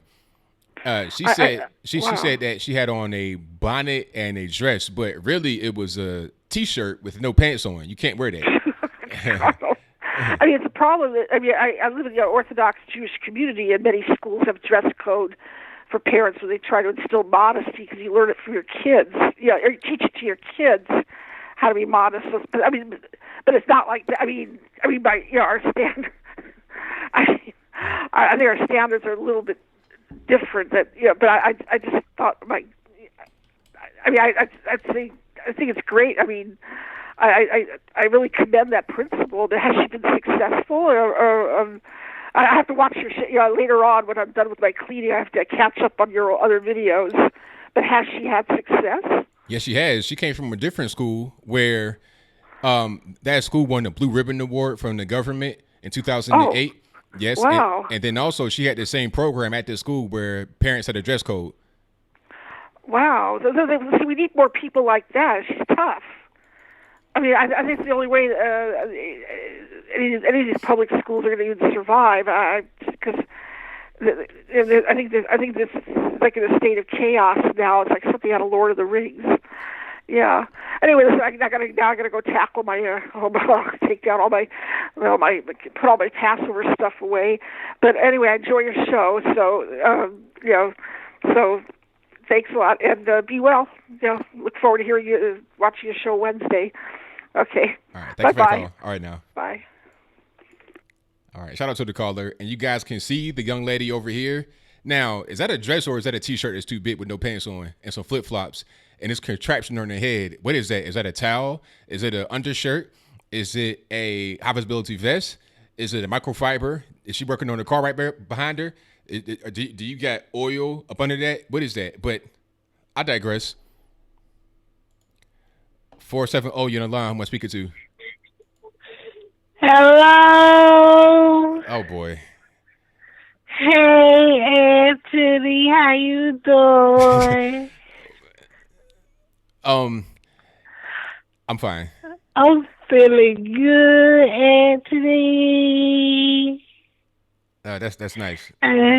I done had me a couple of drinks, Anthony. Okay, all right. So look. I might let the beans spill out, Anthony. Don't say nothing crazy now. Come on. Oh, I ain't gonna do that, Anthony. Why you got a picture of me up on your YouTube, Anthony? Is that you? And yes, Anthony, that's me, Anthony.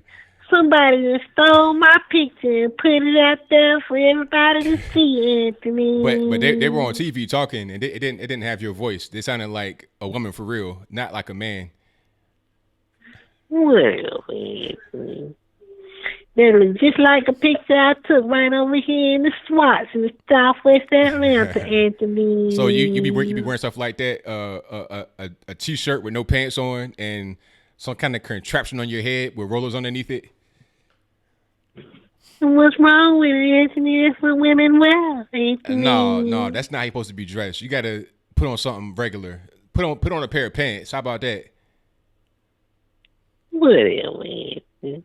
I ain't had no ears to wear no pants, Anthony. I'm a woman, Anthony. I need to wear me some, dresses and sundresses and, stuff like that, Anthony. Whatever But you say. anywho, it's amazing in the chat, Anthony. I don't know where he's at. He ain't. It's too bad. Anthony, I just can't. All right.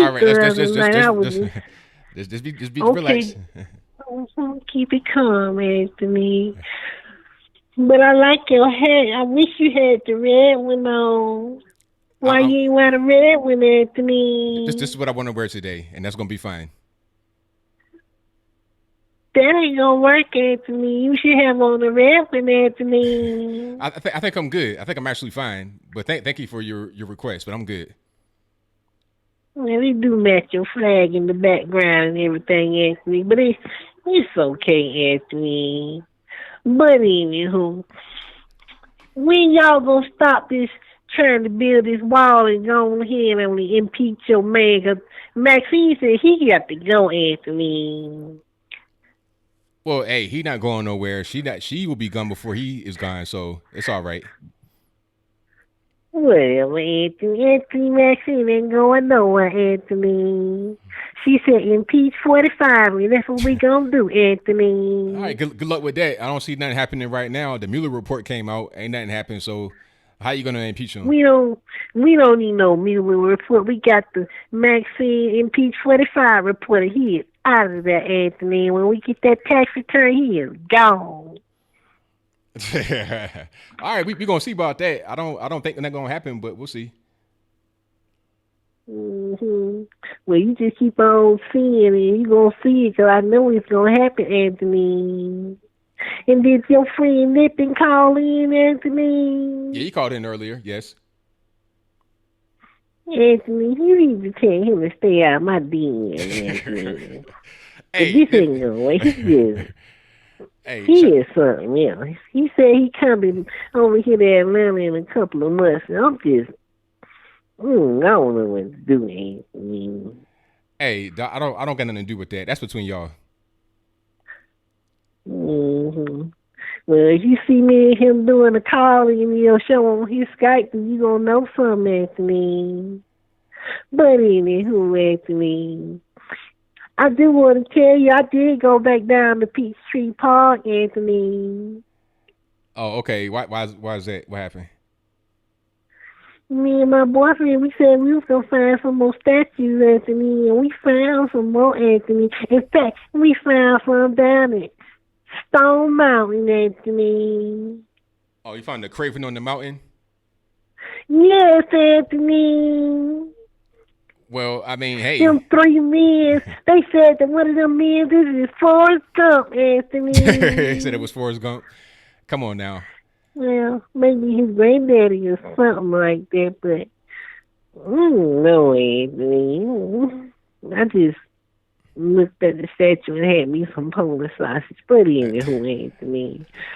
I'm finna go, Anthony, because it's Saturday. And I got to go out here and help make Atlanta gay again, Anthony. All right. Well, enjoy yourself. Don't get in no trouble. You gonna wear your other market hat for me next Saturday, Anthony? Look, sir. I'm not wearing anything for you. How about that? Excuse me, Anthony. Yes, ma'am, Anthony. Get it right, boo. All right. Don't put that other back hat on. No. Look. I'm not doing none of that. I just wear what I want to wear. But thank you for the call. Definitely appreciate Anthony. Do it next weekend, Anthony. All right, now. Bye. Well, Anthony, I got one more thing to say, Anthony. What's up? What's going on? It's your friend Kevin from Kevin's Corner. Lucas calling, tell him I said, hey, Anthony. All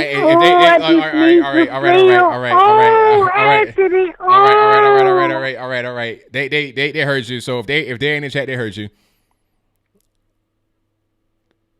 He said he typed in the chat the other day, Anthony. He Okay. gave $2. I was a $2. All right. Look. Hold on. Okay. All right. Everybody in the chat wants to know who you are. Do I know you? we know who that is. That's probably that's either Lucas or Kevin. Lucas, if that's you, I'm gonna call you and I'm gonna cuss you out straight up. As I got both of their numbers, but the person is using different numbers. Okay, I don't know who that is, but I think it could be Lucas. I thought it wasn't. Matter of fact, no, it's not Lucas. I saw him go live one time when that person called. It could be Kevin. Okay, that's gonna be it. Thank y'all for joining. Sorry for the cringe at the end. It is what it is. It's about 1,000 degrees in my house, and I gotta bounce. Nah, it ain't Jericho. I don't think Jericho can hit that kind of high note like that.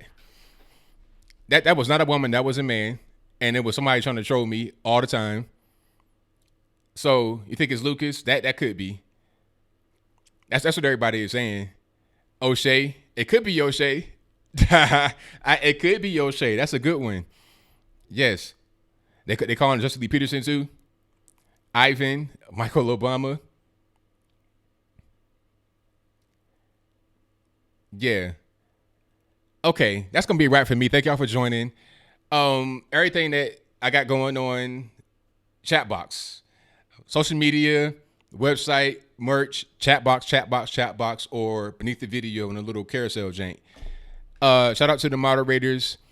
You guys know who you are. I can't read all your names right now off the list, but we got Bill from the Hills, we got Ansel, we got Liza Jean, we got Shreebs, Omar Adams, the whole squad. So thank y'all for being here. Most certainly appreciate you. I'll be back Wednesday with a live show. And remember, next Saturday, which is May 4th, same time, same place, I got Shiva Ayyadurai.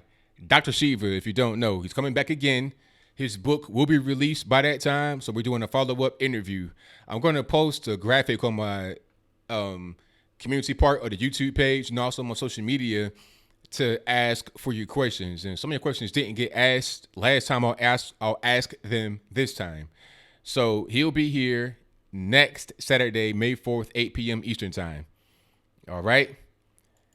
So it could Roland Martin. That's funny. So that'll be it for tonight. Thank y'all for joining. And until next time, y'all be safe. I'm out. And peace.